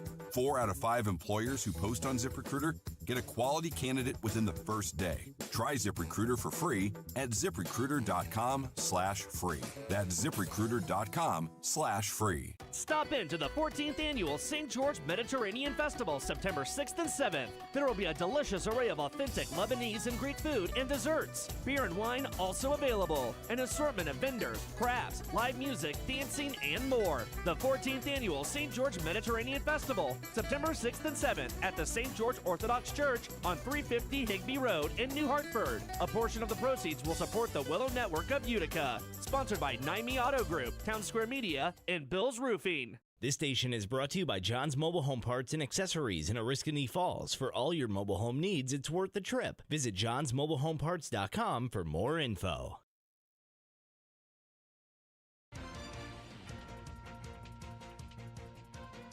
Here's the latest from the WIBX newsroom. I'm Doug Callan. A scientist at Rome Labs is allegedly among those who played a part in a scheme to direct military contracts to a company in Utah, receiving bribes and kickbacks, according to a report in the Daily Sentinel.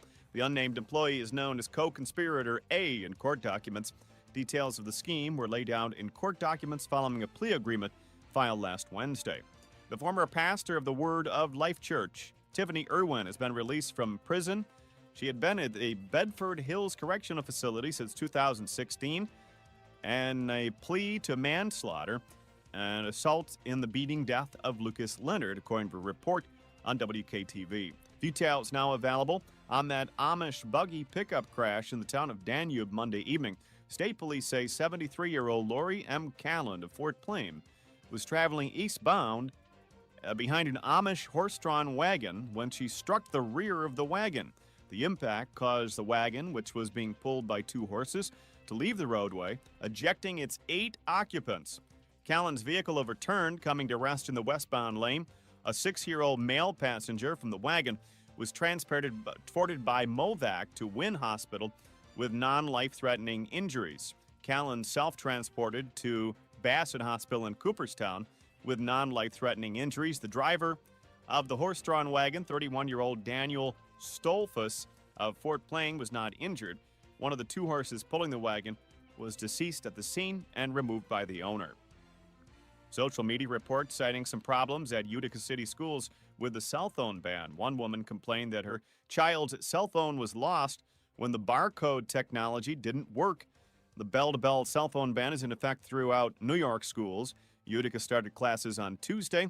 The rest of schools will be in session to carry out their plan starting on Thursday. After being one of the centerpiece attractions of the New York State Fair, the popular butter sculpture is no more. Yesterday, the sculpture was chopped up, bagged, and sent to Noblehurst Farms in Livingston County, where it'll be used to create renewable energy. That's the latest. I'm Doug Callan for WIBX 950 and 92.3 FM. Good push now. Beautiful weather. Seeing a few clouds around this morning near the Finger Lakes. They're kind of dissipating. And as we head on through the day, nice and warm with sunshine. Comfortable start. Beautiful finish near 80. Tonight, clear mid-50s. North Country cooler. Afternoon shower thunderstorms scattered around tomorrow, 82. Still chance of showers early Friday. Then some sunshine. Beautiful afternoon, 80. From the Weather Channel meteorologist Ray Stidgick, WIBX, 950 AM and 92.3 FM. Well, we have a little bit of cloudiness out there along with some future sunshine. Does that make sense? We are at 59 at WIBX. Coming up, Ryan Nobles from NBC. Mattress Express's Labor Day sale is on. New York State's largest selection of mattresses. Save up to $1,350.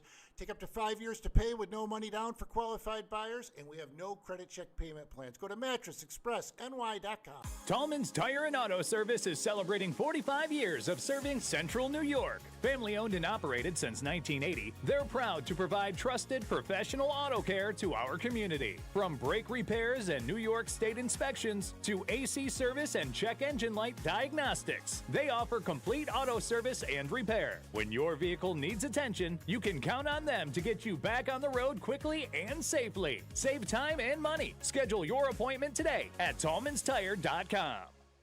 Celebrating 100 years. This is Keeler. WIBX 950 and 92.3 FM. Now back to the Keeler Show.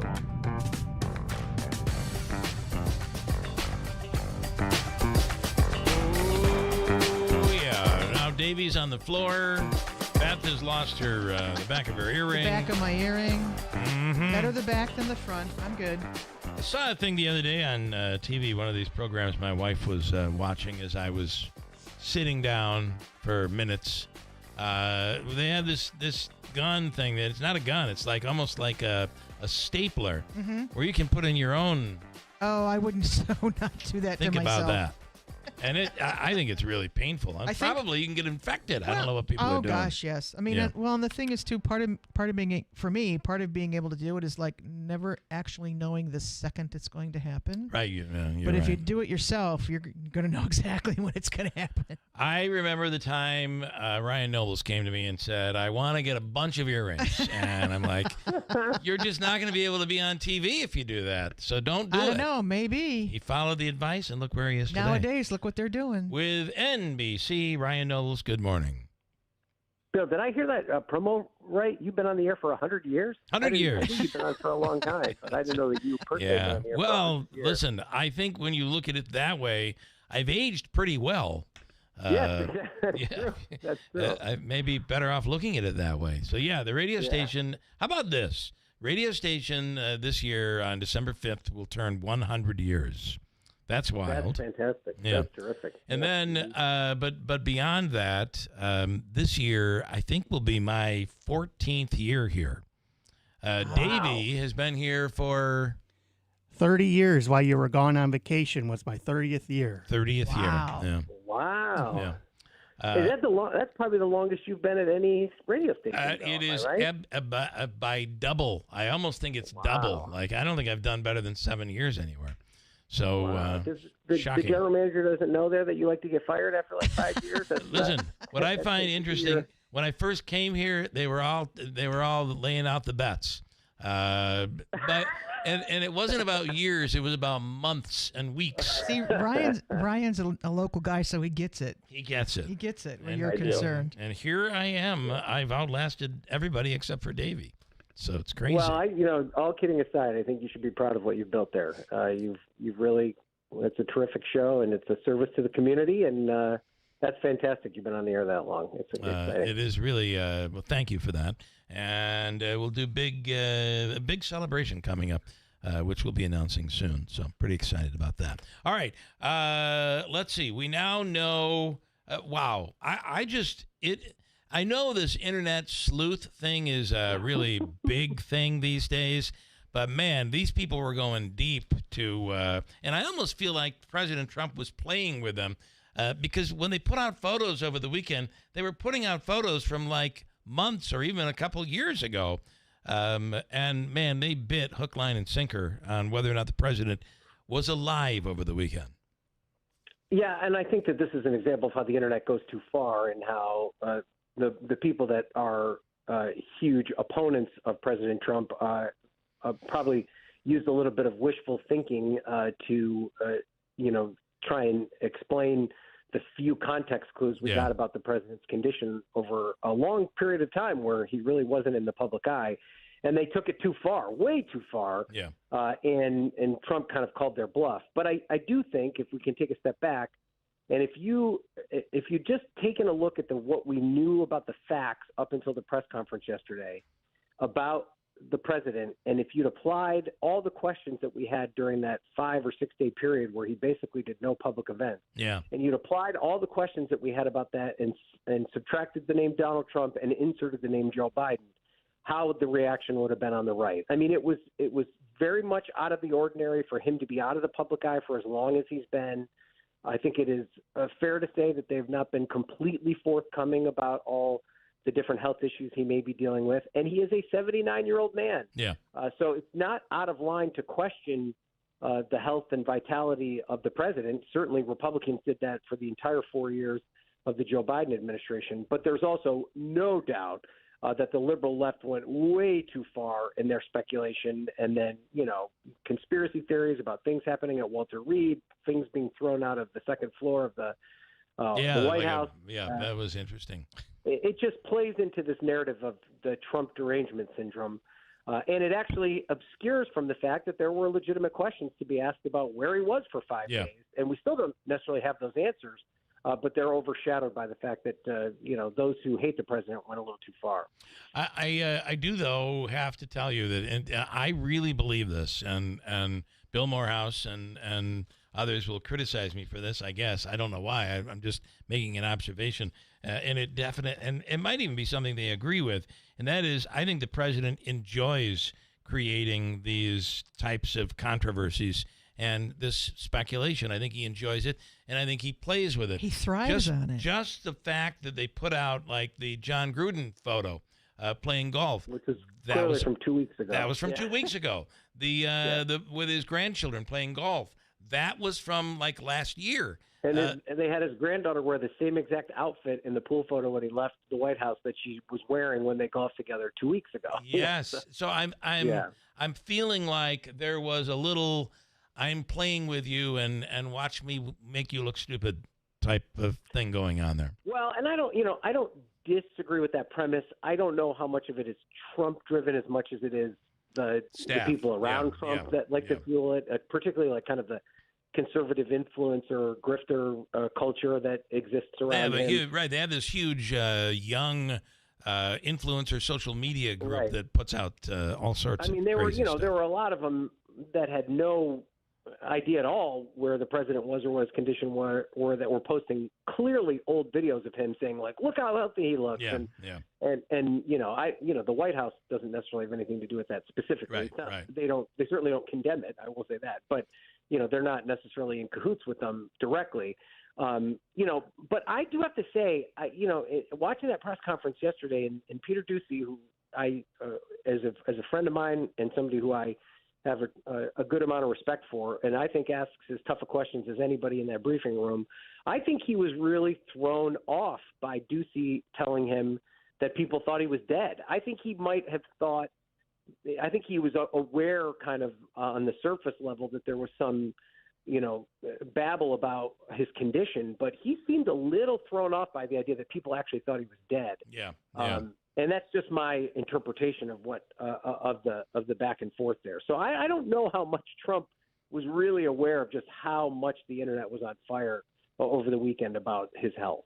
And it is odd that he believe me, it doesn't go back to when he was president, even the first time, if you go back to look through the news and New York, I don't think Trump has ever been out of the spotlight.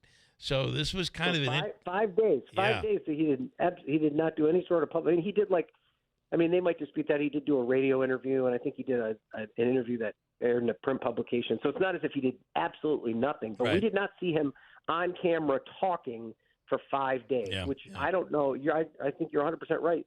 At least since his political career started, I'd be hard-pressed to find a day that long of a stretch where we did not see him at all. And I think the other thing, too, that is important to point out here, Bill, and this was something that Republicans just hammered Joe Biden for 4 years, and I'm not disagreeing with that question, but this president is not traveling the country. He is not going around and meeting with constituents and meeting with people and hearing from them.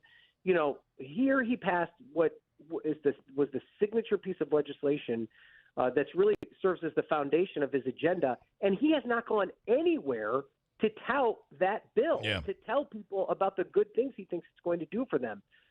So it is odd that he's not even doing his signature trademark huge rally, where he just goes on those long rants. That he is just not as active as a president normally is. And I think if you compare his travel and his public appearance, now he does a ton of public appearances, within the 13 acres of the White House. He's doing those constantly, and he does it more perhaps than any other president has done, and he deserves credit for that. He takes far more questions than any president has ever taken. Those are all not things, just Biden. This is ever.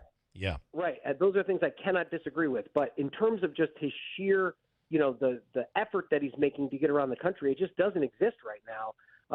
And I do think that that's something that should be noted. Your thoughts on obviously the tariffs? You have the court that a federal judge that has come out to say that these tariffs are not imposed by the president, are not legal. The president is assuring everybody they are, and the Supreme Court will uphold it. Your thoughts on that being one of the big stories? Of course, Epstein. That whole story is coming back. And then looming off in the distance is the Democrats contemplating whether or not they shut down the government. So I'll take each one quickly. I think the tariff issue, at some point, the Supreme Court's going to actually have to step up and make a ruling on all these controversial decisions that Donald Trump is making. They've punted so many of them or given kind of half-assed, opinions on it, leaving a degree of uncertainty as to what it all means. I think this tariff issue is finally getting to a head where we're actually going to have the Supreme Court weigh in on who exactly the Constitution gives the authority and power to institute tariffs. That's the first thing. On Epstein is still a monster story. And, I think the big question that we had over the August recess were these Republicans going to go home to their districts and find out from their constituents that they didn't really care about Epstein. They trusted Donald Trump that it was a hoax, and let's forget about it. Well, this week demonstrates it's completely the opposite. We had a monster day on Capitol Hill with Epstein yesterday. The survivors met with the House Oversight Committee behind closed doors. They released 35,000 documents. None of them are really that new. It's basically the same tranche of documents that they gave those influencers at the beginning of the year. But at this point, you have to believe that Republicans are at least going to give a good faith effort to try and uncover something related to Epstein. There's a very good chance that the House Oversight Committee could have in their possession this birthday book that Donald Trump is suing the Wall Street Journal over, and they could have that in their possession, and we'll finally know definitively whether or not Donald Trump contributed to that book. So that, I think, is a big issue there. A lot of the survivors are going to be on Capitol Hill today for a big press conference where they're going to talk about their experience. So the Epstein controversy is certainly not going away. And then government shutdown is as real a threat as it's been in quite some time. I keep making the joke that when we talk about government shutdown, it's like the boy who cried wolf. But the thing about the boy who cried wolf with that story is eventually the wolf comes. And I do think, the conditions are as ripe as they've ever been for a shutdown. The Democratic base was extremely upset with their leadership that they capitulated back in March. I think given the fact, and I think the one thing that you have to keep in mind, and there's this word that is an inside baseball Capitol Hill word that the average person doesn't know about and doesn't care about, called rescissions, but it's basically a process by which the president and the administration can decide just not to spend the money that Congress appropriates. They did that back in the summer, and then Congress approved that, which is okay. That's what led to the cancellation of all the funding for public broadcasting. But just last week, President Trump announced that he's not going to spend $5 billion in foreign aid funding, and he's not even going to ask Congress if that's okay. Now, Democrats believe that's violating the Constitution. And furthermore, the question they're asking is, why would we agree to a government funding package with a level of appropriations, which the Constitution says it's Congress who decides how the money is spent, if we can't even guarantee the president's going to spend that money? And I think that will be the reason that they will give as part of why they can't support even a clean continuing resolution to keep the government open. So this is a major showdown that's going to happen here by the end of the month for sure. Well, and with the midterms, just, we'll have commercials on TV in another 5 months, if we don't already in some areas. The Democrats worry that they could be blamed and it could cost them the midterms. This is not an easy. Anytime you're shutting down the government, it's just not an easy. It's not an easy decision. It's an incredibly risky proposition. Every time a government shutdown has occurred, every politician has been blamed for it. I really do believe the past government shutdowns are part of the reason that people have lost so much faith in the institution of the government. That's part of it. But this is what I tell you, Bill. We've seen poll after poll that shows President Trump's approval rating is as low as it's been, even going back to his first term, somewhere hovering around the mid to high 30s. Democrats see that the president and his policies are not popular. But on the other end of it, they also look at their polling and shows that Democrats are not very popular. They're as unpopular as they've ever been, the Democratic brand. But when I talk to Democrats, what they tell me is that the reason that their constituents are unhappy with them, the reason that the Democratic brand is as poor as it is, it's not because they're opposing Donald Trump. It's because they're not opposing Donald Trump enough. And I think there's a significant part of the Democratic establishment that believes they need to engage the base of their party that is angry with Donald Trump, show them that they're willing to stand up for him, stand up to him. Otherwise, those people are going to stay home in the 2026 midterm. Yeah. So that I think the shutdown could potentially be an opportunity for them to demonstrate that. And that also is a risky bet because it is. While there's still a big swath of the middle of the country that still plays a big role in elections who don't want to see the fighting. They want to see people come together and make deals and make a compromise that helps everyone. So this is going to be a fraught few months for the Democratic Party and could go a long way to determining what the outcome is in 2026. Going to be an interesting ride. That's all I can say. And there are a few races around the country, including in New York City, that will give you a little bit of an indicator on what reaction. And if you look at New York, that would be an area that's saying Democrats need to do more. The support for Mandami is really shocking, and it is just exploding the general. The normal traditional belief of the Democratic Party and the way things operate. It's an indicator. There's no doubt. And I think there's two other elections this fall that I think are going to be very instructive for Democrats. One in New Jersey and the other one in Virginia for the governor's races there. And they both have the Democrats are running two very impressive candidates, Abigail Spanberger here in Virginia and Mikey Sherrill in New Jersey, but both of them are what you describe as moderate, more middle-of-the-road Democrats. And if either one of them loses, I don't think – and I think probably the chances are the Republicans probably have a better shot in New Jersey than they do in Virginia. But if they lose a state like New Jersey, which is a blue state, I don't think Democrats are going to say it's because the Republicans are better. I think they're going to say it's because our Democrat wasn't a Democrat enough. Yeah. So the reaction to all of it, I think, is going to be interpreted in many different ways. As always, we appreciate it. We'll do it again next week, Ryan. Have a great rest of the week. Is it a must-win on Sunday, Bill? The Bills have to win to kick off the season, or? It is not a must-win. However, I'd really appreciate it. Same, exactly. And go Juan Soto. Go Juan Soto. Right. How about that? Let's go. Huh? All right. Thanks, All right, Ryan. Thank you. All right, later. Let me tell you quickly, you can go to leadfreemv.org or call 315-724-4197 if you feel your in a home or you're renting a home that has lead. It can be very terrible for children. leadfreemv.org. From the Stanley Theater Studio, WIBX Utica, Rome. W295EI. WIBX 950 and 92.3 FM. Celebrating 100 years. It's a deadly serious mission. I'm Dave Anthony, Fox News. That's what Defense Secretary Pete Hegseth says about combating drug trafficking in the Caribbean near Venezuela the day after a U.S. military strike on a boat that killed 11 gang members. It won't stop with just this strike. Anyone else trafficking in those waters who we know is a designated narco-terrorist will face the same fate. Secretary Hegseth also just told Fox more National Guard troops will be ready to be deployed to other cities, like the crackdown in Washington, D.C., defending the one back in June. Also, that a federal judge yesterday ruled was illegal in Los Angeles. It already has been appealed in California because it's an incorrect decision. Ultimately, the president had every authority. The National Guard was working completely within those confines, supporting law enforcement, protecting federal buildings and federal agents. They were deployed amid destructive protests in L.A. over illegal immigration raids. In another case, a federal appeals court ruled that the president cannot invoke the Alien Enemies Act from the 18th century to fast-track deportations of people here illegally, like he did in March when he sent alleged gang members to El Salvador.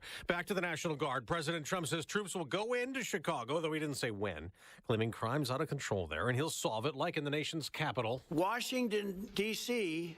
is a safe zone right now. But Democratic Illinois Governor J.B. Pritzker says the troops aren't wanted or needed in Chicago and warns unidentifiable agents in unmarked vehicles with masks are planning to raid Latino communities and say they're targeting violent criminals. The House has released more than 30,000 pages of Jeffrey Epstein's sex trafficking case files. This comes as victims of Jeffrey Epstein met with lawmakers behind closed doors, where members of Congress like Republican Anna Paulina Luna say serious allegations were made. There's some very rich and powerful people that need to go to jail. That was Fox's Ryan Schmelz reporting from the Capitol. A bill to compel the release of more Epstein files is being pushed by a bipartisan group of lawmakers.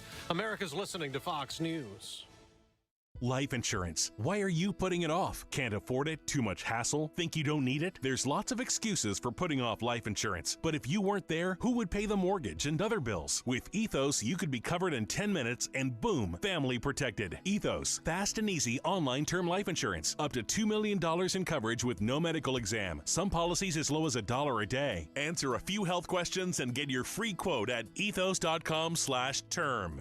That's ethos.com/term. Your home equity could vanish almost overnight, stolen by scammers who forge a deed and transfer it out of your name. The FBI calls it house stealing, and the worst part is you may not know it until it's too late. Find out if you're already a victim now at HomeTitleLock.com. Use promo code RADIO for